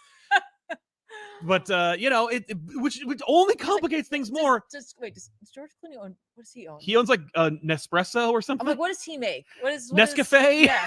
What is his? Well, I'm sure he owns a vineyard. Yeah, I'm sure. And I think he sells coffee. Okay. But yeah, I mean, like honestly, and then there's the post-credit scene, which if you have not seen this movie and you're just like, I'm just watching all the reviews before I go see it, you can go home. The post-credit scene does not do much for you. It doesn't do anything except confuse and upset. It is worthless. Yeah. It's just because Barry's like getting his bearings in this universe, this new version of the universe he knows, where it's like, and even then, like they could have ended it with, because obviously the ending was Michael Keaton comes out of the limo. Yeah. Because you can see like the green around Ezra Miller when they're showing his reaction shot. I mean, I'm not saying that, but like it's not true. But you could tell that he's not there. Like that backdrop was removed and that was shot later. Not recently, obviously, unless they came in and shot extra stuff because, like, they were, of course, a criminal and were on the run. But at some point, they must have like brought them into the studio and shot them against a green screen. But clearly, Michael Keaton was going to come out of the limo, and so you couldn't even say, like, you couldn't even make it be like, oh, Ben Affleck comes out, and it's like Flash comes back, and now this is one of them balls floating around, right? Where it's like the Snyder universe lives over there somewhere. Yeah, we could come back to it, but probably not.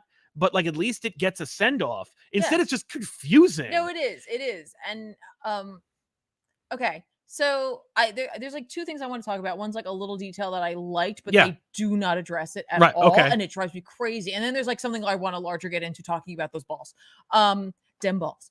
Little detail that I really enjoyed that I really wish they had done anything with. Okay, because it's there. Yeah, and I'm like, at one point there must have been a draft where that meant something. Yeah, right. So like the video, right, of his dad. Yes.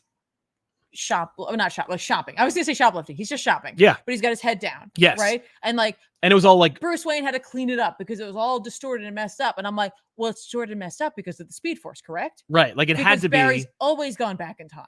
Yes. Like that was a great idea. Like that Barry had always gone. Right? Yeah. Like that's why the footage is messed up. Right. Like Barry made his own future. Yes. Yeah. Right? Like, so it's am I the only one who's like, that's what you clearly wanted to say? But like all they had to do, but it screws up because he never looks up in the cleaned up version.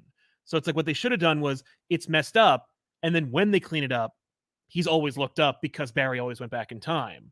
But when Bruce cleans it up, he never looks up. Yeah. So Barry has to change it. But we don't establish that like Barry has always gone back. It's not like the footage was always him looking up. Right. Well, but they might have fixed that or changed that. No, I guess you're right. I just assumed that like because he notices the camera, right? That like he's like, oh, I messed it up. When yeah, I go back. Absolutely.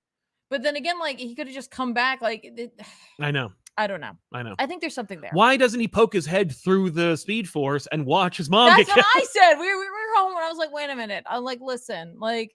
Well, oh yeah, I was saying like, when watch his mom die, but like your idea was like, my idea was why like, save your mom when listen, I'm like, Barry, I totally get it, man. Like, you want the rest of your life with your mom that was taken from you. That sucks, right? You are one of the few people, in your universe that can technically time travel. That's probably not healthy to do that. It's probably not good for the time stream itself, but like.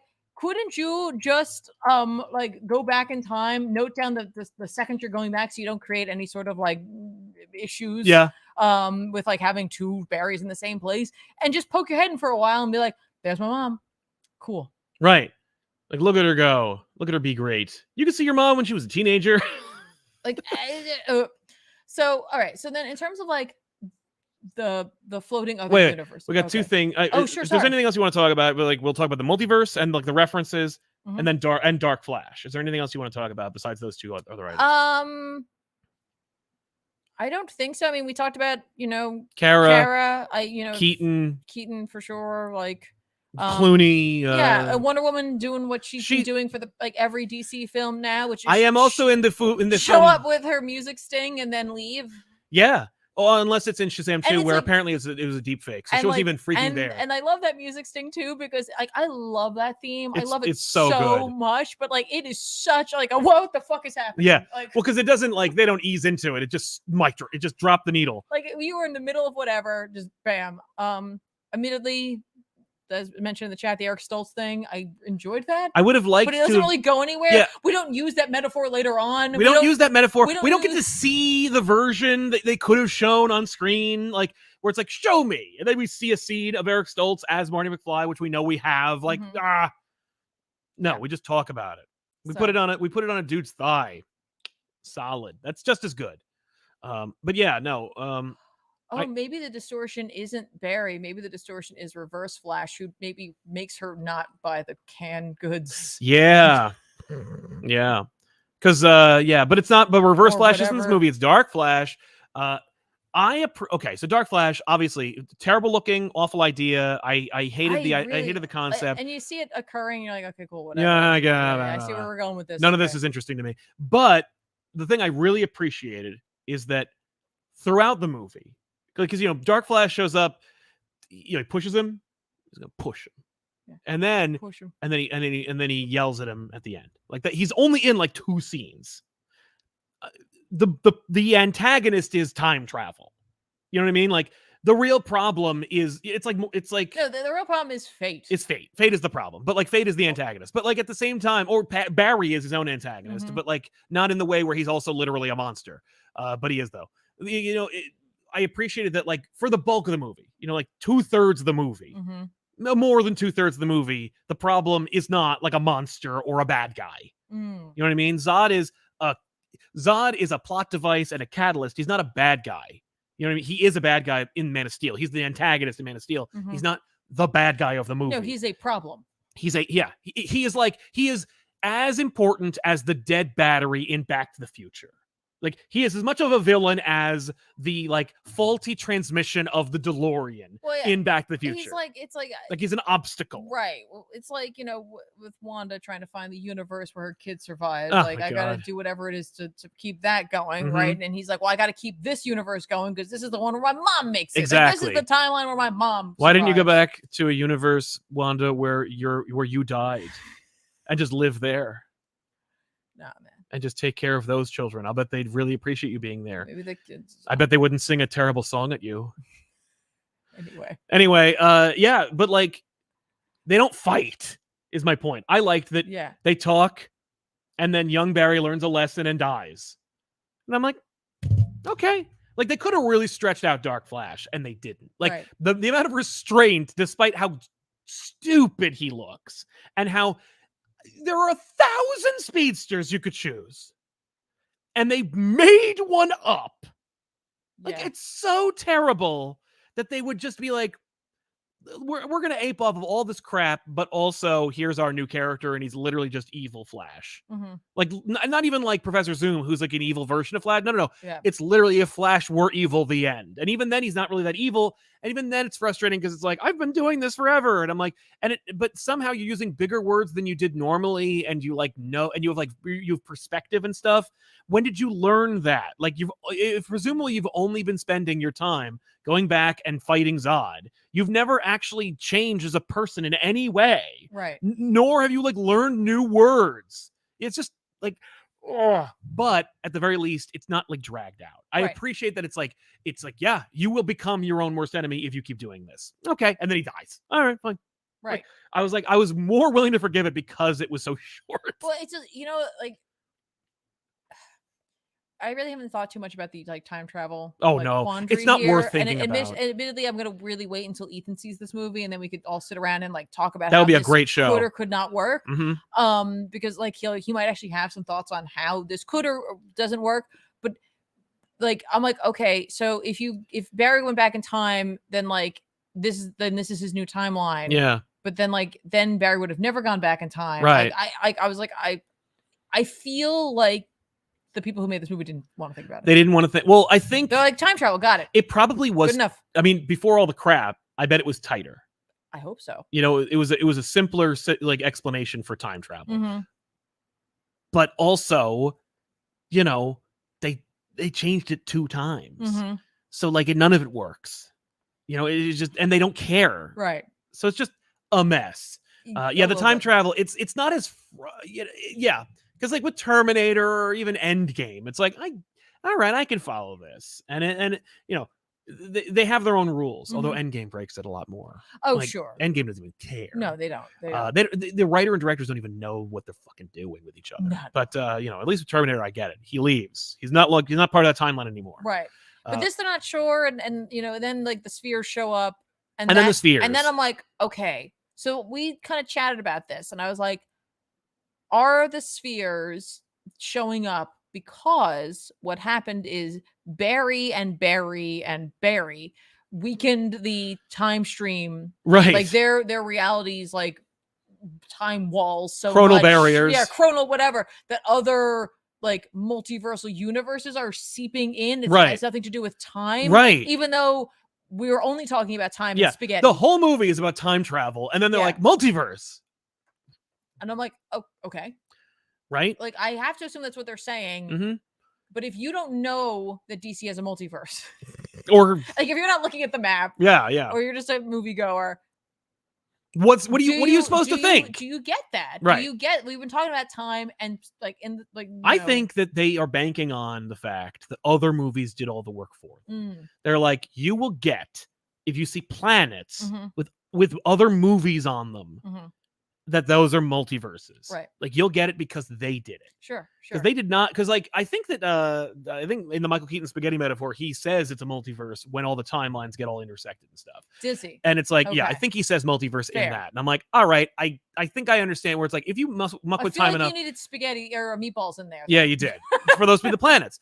But like for me, the big takeaway for me was that like I'm like, you took planet, you put incursions in your movie before Secret Wars.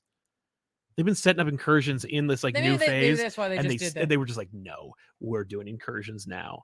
But yeah, I was like, okay. The Superman in the room, the George Reed, it was so weird.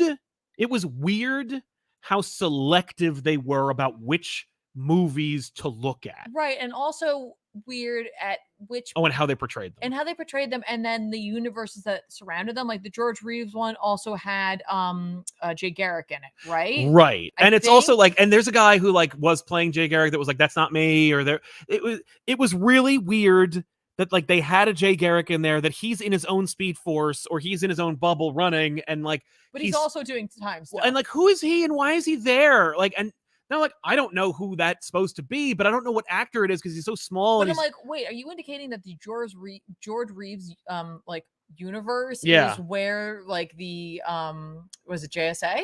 Yeah, is right? Yeah, I guess. But to what end? Like they just wanted to show. They wanted to show they can make a 3D George Reeves. They want to show George Reeves, and they show Christopher Reeves. We skip over Ralph. Yes, and instead we just put Nick Cage in. Right. And I was like, which is arguably the best, like, tacked on cameo teaser inside baseball joke I've ever seen in a movie. I could not believe it. To put in so there. Niche. It was so niche. We saw Kevin Smith live, and someone spoiled that for us in the theater. Yeah. A month before the movie came out, and Kevin couldn't be less interested in it. I was shocked to hell how like he wept openly when Stan had a Mallrats script in his hands in the Captain Marvel movie, and then they did the scene that was like arguably the like what sold those. Okay, Evening with Kevin Smith DVDs. That was how he made his money for a while. Like we did college tours, they made DVDs of them. That's like a big chunk of his revenue for a big span of time. And it's like that story is what sold those DVDs. Right. That's a big part of his life, is like the giant spider story. It has virality on TikTok today, and it was made 20 years ago. Yeah. And they were like, "How'd you feel about that?" And he's like, Yeah. He was like, "That's cool, I guess." And, it's like, that wow, was one of those sequences where I was like, he's fighting the giant spider, and presumably in the third act. And we're in the third act. We're in the third act of this movie. Yeah. So yeah, we gotta have spider. We gotta have him fight a giant spider. In the but third. like, that to me, I was like, that was a waste of money. Yeah, it was money that could have gone into fixing some babies early on in this movie. Yeah, maybe. I don't know how much money that took, but I was also like, for less money. And if you didn't want to do the Brandon, if they're like, no, we don't want to acknowledge those, fine. Right. Even though we did in the shows. You literally could have instead made one of these multiverses the Justice League animated. Right. Yeah. I'm like, yeah, you want to show how awesome you are at making 2D into 3D? Show me the Timverse. 3D. That would have gotten me. Yeah. That would have gotten me 100%. And they could have actually reacted to what's going on instead of all the deepfakes that were just kind of like standing there, just not looking at anything. Like, that's everybody. Yeah. You've got them all then. Yeah, you could have had everybody looking through a big stupid hole in the wall. But yes, the Timverse, hell, the Teen Titans Go. No, but you gotta have Justice. They gotta be Batman, Superman. Oh, I know, but I'm saying like, that's right. I'm sorry. We also have the Adam West one. Yeah, the Adam West one's there. Like, they don't even react. It's just that they're there. I was like, wait, we have Superman, and a Batman. Yeah, one Batman. And it's like, and he doesn't even react. He's just there. You just hear him talking about anything else. And it's just like, what is that? It was strange. Yeah. And then I thought it was even stranger at the end because, like, I don't know how much Barry could actually see from his perspective. Oh my God. I feel so bad. They were just standing there like, look there, look left. No, look but right. I mean, like, how close they could see the, like, right, like people from those universes, because at the end he's talking about how, like, no, but there was like all these Batman, and like they were like, and there's the post-credit scene. He's like, yeah, and when like, he's talking they to were Aquaman. all different, and I'm like, but so all the Supermen were all different too. Yeah, and there was a different Flash. Yeah, like there was a different Supergirl. Right. Like, well, they shot that later, and he didn't like. At that point, they're like, well, who cares? Don't just ad lib your line. I guess so. But yeah, baffling. And again, borderline ghoulish, if not over the line ghoulish, to like, let's not put Brandon Routh in here, who is literally replacing Christopher Reeve in this movie. Let's just resurrect Christopher Reeve. Yeah. And to no effect. Like, the audience didn't react in our theater. It looked awful. It was in poor taste. Nobody asked for it. Nobody wanted it. Which just says to me, because like, again, like the only other thing we were when at that party, all the Batmobiles and Superman costumes from the first movie. Oh, and the Arnold Schwarzenegger costume from Batman and Robin. Thank you. We got it. But like, that's what they had. They were like, but that's what they were proud of. That's what they were proudest of, right? This is like, damn it. They were just like, no, the biggest successes in this universe that we can ever pat ourselves on the back on are the Superman movie and Batman. And that's it. And so we're gonna put them on screen, make you look at them. They're gonna look at you, and it's like, okay, so Supergirl was a really bad movie, right? Like, but there she is. Yeah, but it's awful. It's so awful that like they made a worse Superman sequel after that, and they didn't put her in it. Like, what are you doing?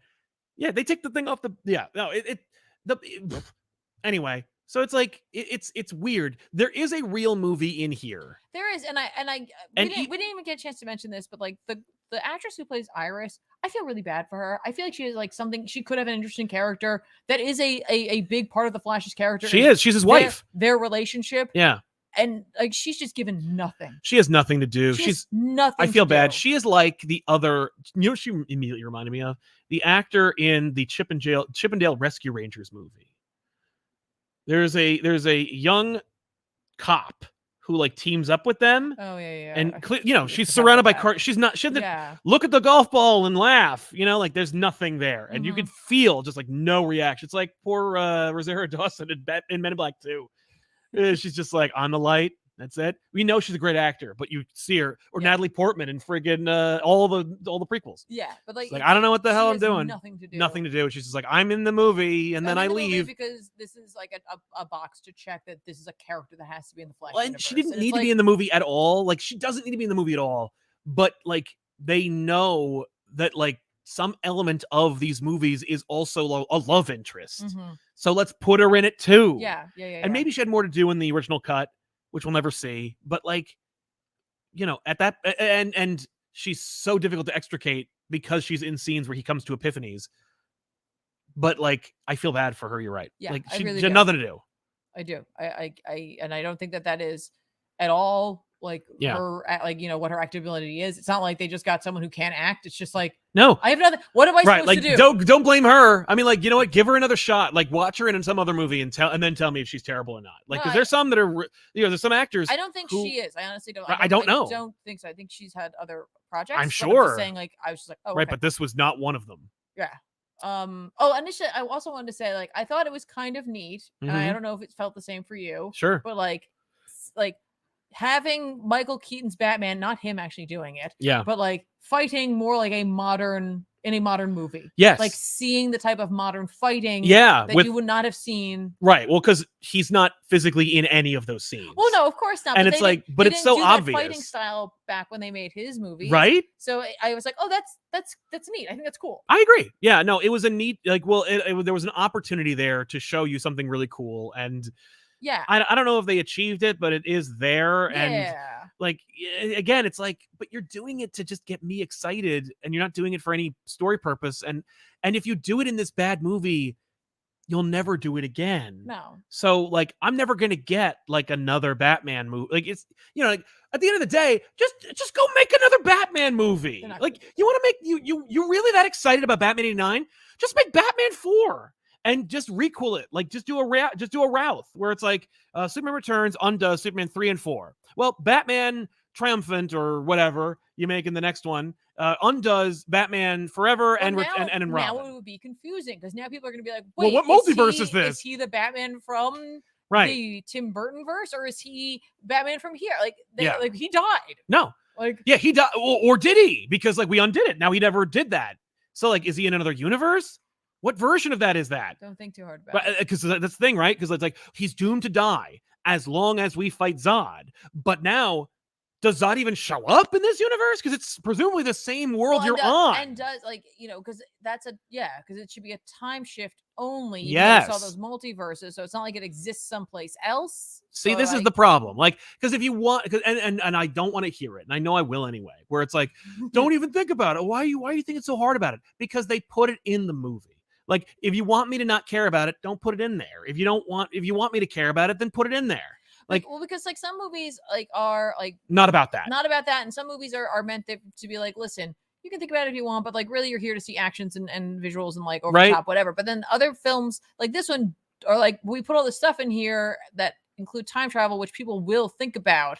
Yeah, and so part of the fun of time travel movies is thinking about it. Like, they don't make the Lone Pine Mall at the end of Back to the Future because you're not thinking about it. You know what I mean? But also, it's not the same thing as going like, hey, and you're watching Winter Soldier and you're like, well, wait a minute, which gem is happening? Like, that's not that kind of movie, you know, even though it's in that same universe. I also want to say that, like, I simultaneously appreciated it and thought it was like poor form to have Barry, like older Barry, when he loses his powers, do like his Flash run. And I was like, I get it. That is technically like, you're doing a thing. You're making fun of the thing, right? You're like, that's how he looks in the comics, because how is an artist going to draw a No. Well, I think they're making fun of himself. Well, he is, but like, I assume that he's doing like that they're doing that because that's how Barry's depicted in the comics. Like, it's always big, ridiculous gestures, right? Like, it's almost like how a swimmer swims. Sure, yeah. Which I just realized that the other day. I had to like film something with somebody swimming, and I like for the first time I realized, I was like, when I swim, I just use my arms. They're like using their whole body. Well, that's like because we've been making fun of him doing that forever because they look stupid doing it. Right. Like, his whole like he's like, he has weights in his hands. But like, if you look at how they draw it, I'm like, I guess I get where you got that from. So it was like, sometimes I'm like, okay, you're making fun of this, but you're choosing to do. But it's a Flash movie. Like, you can't make a Flash movie where it's like, look how cool he is by his toy, and also going, look like an idiot. Like that. What? Yeah. Overall, I mean, like, don't see this in theaters. But but most of you chose not to anyway, because based on the box office revenue. I would say, if you're a DC fan, right, if you love this shit and you love this stuff, then go see. Then absolutely go see it in absolutely, theaters. Like, go for it. Like, right? if that's your thing, then go for it. If you're looking to save some money, you don't need to. It'll be on whatever app. And like, this is like something that you're like maybe on the fence about. Fine. If a bunch of friends are like, "Hey, let's go see a movie," catch a matinee with your friends and watch. Like,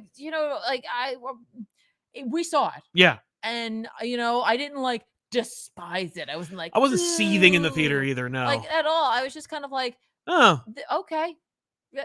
What a big miss. Little bit. A couple moments where I was like, whoa, there's a movie in here. There was a moment that hit for me, but it was very specific to me, and I recognized that. I was like, I don't think this is hitting for anybody else, but like, the movie did get me. Right, and it's rare those movies do that. It got me. Not like that they get you, but that they talk about anything like that. I was just like, ooh, okay. Yeah. Okay, movie. Yeah. Okay. Yeah. Right. Yeah. So I will admit that. Yeah. It definitely got me in the feels at one point, for sure. But here's your thing. Don't listen to anybody from Warner Brothers about this movie. Right. Because they're lying. Here's the truth. It doesn't matter. It has no bearing on the new universe. It is not the first universe. And what's worse is Blue Beetle is the first movie, and it was made back then, so it's set in that universe. So it's going to be even more freaking confusing. But, it didn't cost as much, and there's probably fewer references. But at least Batman has been established. Just, you don't need to have a scene where Billy Batson's holding the Batarang that's clearly from Ben Affleck's universe. Like, Shazam's a tougher nut to crack. Blue Beetle probably isn't. But Blue Beetle is technically the first movie in the new DCU. Right. And this movie is not. Right. And like, we talked about marketing, like, what do marketers do for a living? Right. They lie. They sell. They sell things to you. Like, yes, I see. I'm sorry. That's their job. But like, their job is they're going to look at things in like a cracked mirror version of it to push it out there to you. And people like, I'm going to judge Gunn based on the next movies he makes, not based on what he said about this movie. Like, I don't feel betrayed by him, like, at all, but like, he's working for his new boss. How many of you are going to go tell your boss, like, hey, the thing you made sucks? Yeah, this is horrible. I mean, I'd like to keep working here, so I'm probably going to sugarcoat it a little bit, or unless your job is to be real. Or I'm going to play ball. Like, it could, like, we don't know contractually what he's like allowed to say or not say. So if you want to see it on your own and make your own choices or make your own decisions about it, go for it. And if you love it, fine. That's completely okay for you to love this movie. But if you watch Gunn talk about it, it's really funny to see him like work around it, where he's like, this is a great movie that we got, that I didn't make, it had nothing to do with, that we inherited, that they made, that is coming out, that we're releasing, but I didn't make, it had nothing to do with it. We inherited it, and I think it's great, but but we didn't make it. Like, just in case it does what it did, where it failed commercially and also conceptually. Yeah. But so there you have it. Let's come into a couple of super chats really quick. Let's do that. I think we're going to end up talking more about the movie anyway, because I think people are going to ask questions about it. Are going to do that. No question. Keep going. I think it's Nick Smith. I think it's Nick Smith as well. Who says, as much as I wanted to hate the movie, I adored Keaton and Supergirl. I also loved seeing my dad get excited over George Reeves and Jay Garrick, his Flash. There you go. That's awesome. That's nice. I'm glad. Nice. That's what it's there for. It's all it's there for. Brent Jago didn't love The Flash, thought it was a bad movie, but hey, that's just me. Also, Kraven doesn't look amazing. Aren't we over the shirtless shots? No, apparently not. No, we'll never get over it. Ray Farr. Don't say it, because I don't want us to get demonetized. All I can think of was Morty. Oh, yeah. Oh, no, he's got those things.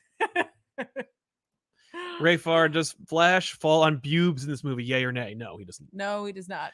Pectus says, ending really got me emotionally, but Ezra's acting never blew me away. There are scenes where I laughed out loud. It is horrible delivery, both versions.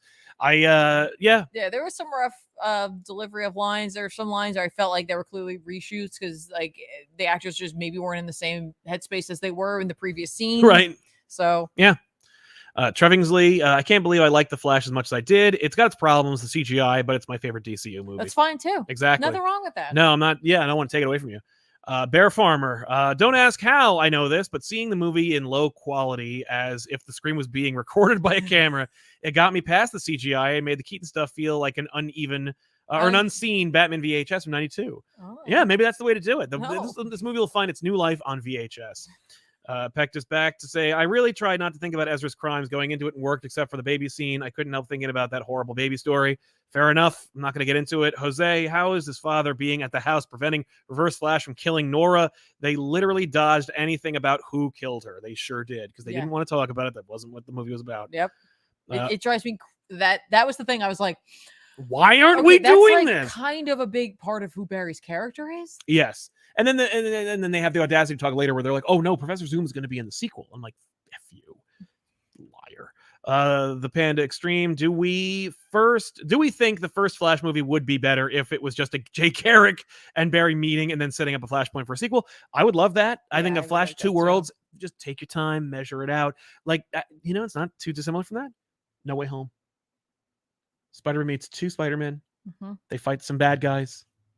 They do save the universe or multiverse or whatever, but like, that's who gives a crap. Your eyes glaze over at that point. But like, it's about them teaching him or reiterating the lesson that he learns directly from Aunt May. Xtifer7, 2 things I appreciated is that it's a refreshing and great take on the origin story trope. We talked about that a little bit. I assume it's Christopher. He's like, Cross. Chris Cross. Also, I liked how the opening scenes got me JLTAS vibes with Ezra being a mix between Barry and Wally. He totally is. No, absolutely. Like, they are trying to like, well, because nobody knows who Barry is. Because Barry is like a straight shooting cop. Barry didn't have a personality until after Wally West handed it over to him. Bryce, Harriet, Tiffany, the Flash fans accept your sympathy. Oh, I'm glad. I don't want to make it. I don't want to speak for anything. No, exactly. I just was like, that's a shame. Pectus, an island full of Amazons. He could have asked for help. Or who could have at least told him there was where Wonder Woman is. He didn't even care to look who killed his mom. Yeah, I know. It's weird. Yeah, we don't address any of that. No. Yeah, no, he could have checked. Well, he Googles her. It's actually a fun scene, but like, it doesn't make any sense in his whole life. Yeah, he doesn't know where she is, I guess. Yeah. Fear and Loathing in general. This film is a mess. It's definitely a mix of everything DCEU from 2015 to now. PR desperately focused on Batman. Horrid CG, still loved it. Yeah, I have a feeling the PR is doing that too, because the guy who directed this is going to be making a Batman movie. They need him to want it to feel pretty like, oh no, we're all part of some family. Don't think about the Flash parts of it. Think about the Batman. Think about the stuff you liked. Yeah. Harishi Venkatesh, did you think it was weird when the Ezras said the lyrics to Barbie Girl during the fight? Feels like they would have needed a needle. They wanted a needle drop, but even that would have been weird and out of place with no setup. He does say it's weird in that they reference it, I think, earlier. I don't remember. Yeah, it might have been because we saw the Barbie trailer in the movie, and that was weird. I think they didn't want to pay to use the song. I guess it did seem strange.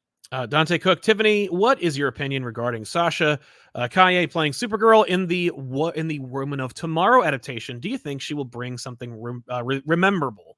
She seems like she will. There's no guarantee or confirmation that Sasha Kaye will be Supergirl in the Supergirl Woman of Tomorrow movie, but if we were to assume that they liked her performance well enough, or they like working with her enough, that they were like, she will play a multiversal version of her, another version of her. So, and I think that's what they're going to need to establish is like how this whole thing works. Yeah. Like, if we're going to be in a different universe, will it be the same person? Will that tether it to this movie? I think that's something that they're going to really be looking at for sure. In terms of if I'd be happy with her, I didn't get enough of her Supergirl characterization in this to make that kind of judgment call? I don't really have an opinion one way or the other. I just didn't get enough of her. Supergirl, Woman of Tomorrow is a very different character from this version of Supergirl. She does have that rage, but it's quiet, it's understated. Well, it's from a different place. It's from a very different place. And so like it's difficult for me to look at the time we had with her on screen and go like, she can handle this movie. Right. I have no idea. I don't know her as an actress at all. And I don't really know her Supergirl in this version of it. Yeah. You have to throw all that out. Right. In my opinion, you have to throw all of that out that she worked on here and start over from scratch for this other version of Supergirl. So Danby 900, Henry Allen would have gotten off if he saved a receipt and if there were cameras at the cash register.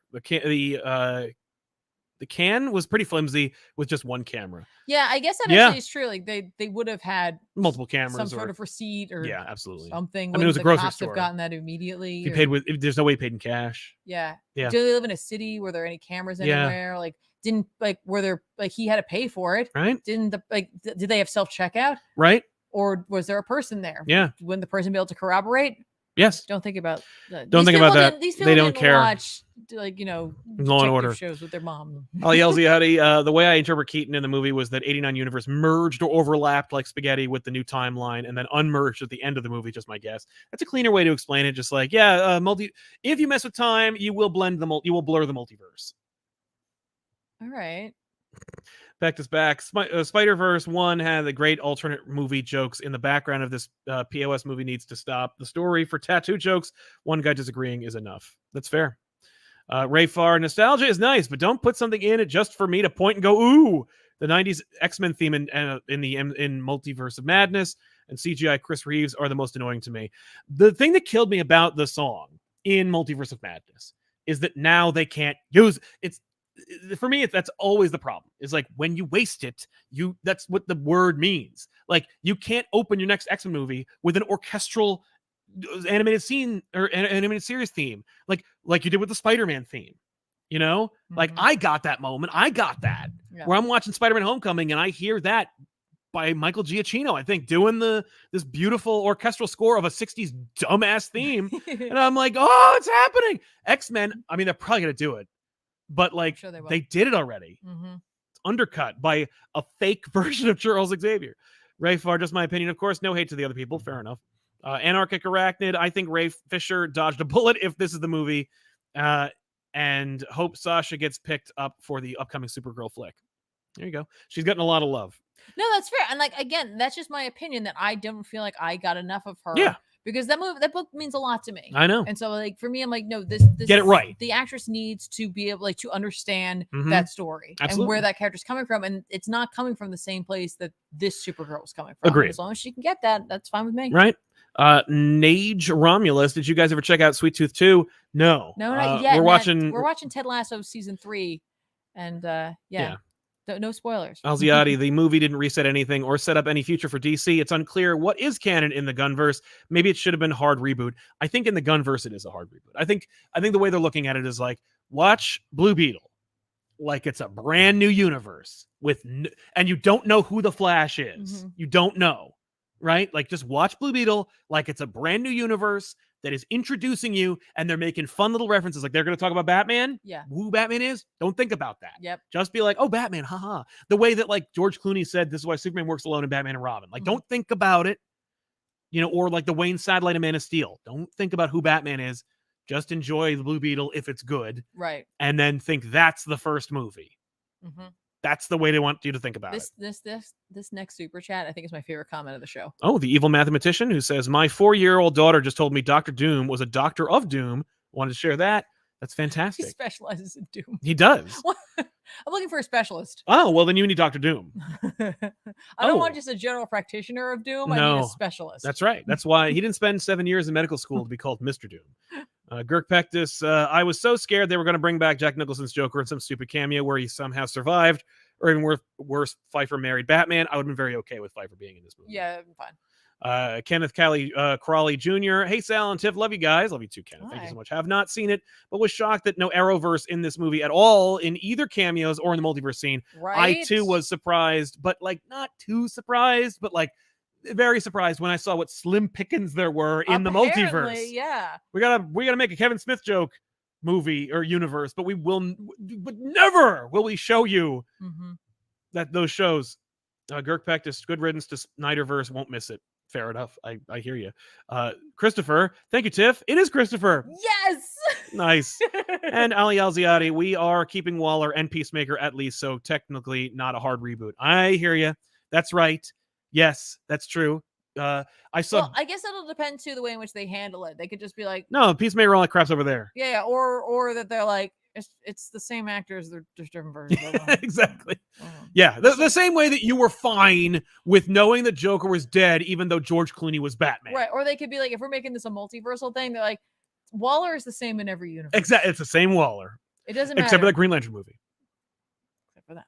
But yeah, I saw, what's it called? James Gunn said something like, when they were like, how are you going to explain the Peacemaker thing? And he said, wait and see. And that's true. That's code for I have no effing idea. Yeah, they did not see Pattinson, though. He was not in that movie. Okay, so let's talk about some comics that are coming out this week that we think you should check out. Nightwing 105 is coming out. Yay. I like this book. Batman Superman World's Finest 16. Wonder Woman 800. I'm going to check this out. I did have my comic book store pre-order it, but they are not ordering new books, so I got to find a new comic book store. Superman number 5 is coming out. Great series. You got to check that out. And hey, if you like Superman or Josh Williamson or both, check out this channel, ComicPop Returns, tomorrow for a brand new episode of All Stars where Josh and I talk all about his process. You want to learn about writing. You want to know how comic books are being made. You want to learn how Josh Williamson works out his books. Or if you want to hear us talk about Spider-Verse, then you definitely want to check out that episode. Titans number 2 is coming out. That's going to be a good one. I'm going to read Avengers number 2. We'll see how that goes. I'm not terribly excited. Ultimate Nation is coming from Jonathan Hickman. You have to read this one as well. Shit, I do. Yay. Sorry. Oh, no, I do. Oh, no. The Incredible Hulk number 1 is coming out. I don't know how that happened, but here it is again with a new reboot for The Incredible Hulk. Who's the team on that one? Philip Kennedy Johnson. Oh, and Nick Klein. That's a great combo for a lot of people. I'll read the first issue and see how it goes. The other thing is I thought I read Superboy Man of Tomorrow. I thought that came out already. But maybe I didn't. Number 3? Yeah, but it's out this week, so I like that book. It's fun. You'll enjoy it if you like that kind of thing. It's just good. What about you, Tiffany? I'm just clicking through some things right now. Yeah. I'll go back down. Saga number 65 is coming out. Enough said. Yep. That's what I'll be reading next week. Mhm. No. X-Force number 41. I don't know how much longer I'll be on X-Force for right now. This is one of those books I've dipped in and out of. I don't know why. Like every once in a while I'm like all in on X-Force, and then I'm like, okay, enough of X-Force for right now. Yeah. It is a Quentin Quire story. I thought we were going to be getting more Colossus in this, but it seems like Gillen is tackling more of that. Mhm. So I don't know. We'll see. I'm very interested in finding out how Colossus gets out of this scenario Mhm. that he is in. So I'll follow that anywhere. I don't know why that's like such a thing for me. I have fallen off of the Steve Orlando Scarlet Witch, Yes. but there's an annual coming up, so this might be an opportunity for me to jump back on. Yeah. I also have like a straight issue sitting at home. You I've bought do. in physical. Oh, and Hot Agatha, that's canon. She's officially just going to be Hot Agatha from now on. Just everything we've ever wanted. She says, "Now I look as young as I feel." That's a real quote. Awesome. I definitely need to catch up on Bone Orchard stuff, but there's another Bone Orchard Mythos coming out. This one's The Tenement. It's Jeff Lemire, Andrea Sorrentino on art for that. So really good team up there. So if you like the Bone Orchard stuff, or you like Jeff Lemire, Would you like to go to the Bone Orchard? I mean, who doesn't want to go to the Bone Orchard? Made a little song about that one. Danny Ketch, Ghostwriter number 2. It's coming out, written by Howard Mackey. So, I'll be reading that. I just saw that down here. It's pretty far down. Those of you who say that comics today are not as good as they were 35 years ago, prove it by making this the number 1 book. Because listen, Howard, it doesn't get any more 35 years ago for Marvel Comics than having Howard Mackey write a comic book. That is 100% accurate. Because I mean, and it hasn't changed. Nope. So Nope. So you must be loving this, folks. I would hope so. I mean, I'm definitely reading it. I feel like I need to catch up with Betsy Braddock, but I haven't jumped into that. But I haven't. I just haven't, and I definitely should because of Fall of X coming up. Because I just would like to catch That's up. fair. On that. But there's a bunch coming out. Sure all is. over the place. But yes. Yeah. Oh, and somebody asked, Starship Hulk is over. It's over. It's but yeah, that's it. We want to thank you so much for hanging out with us. Thank you so much for patronizing our wares here at ComicPop Returns and ComicPop Prime. If you want more, subscribe to youtube.com/ComicPop or ComicPop Returns or ComicPop Returns. Follow us on twitch.tv/ComicPop to see Tiffany do streams. And of course, we will see you guys next week with an all new episode of Off the Rack. I am Sal. And I'm Tiffany. Thanks a lot for watching. So long, everybody. Bye.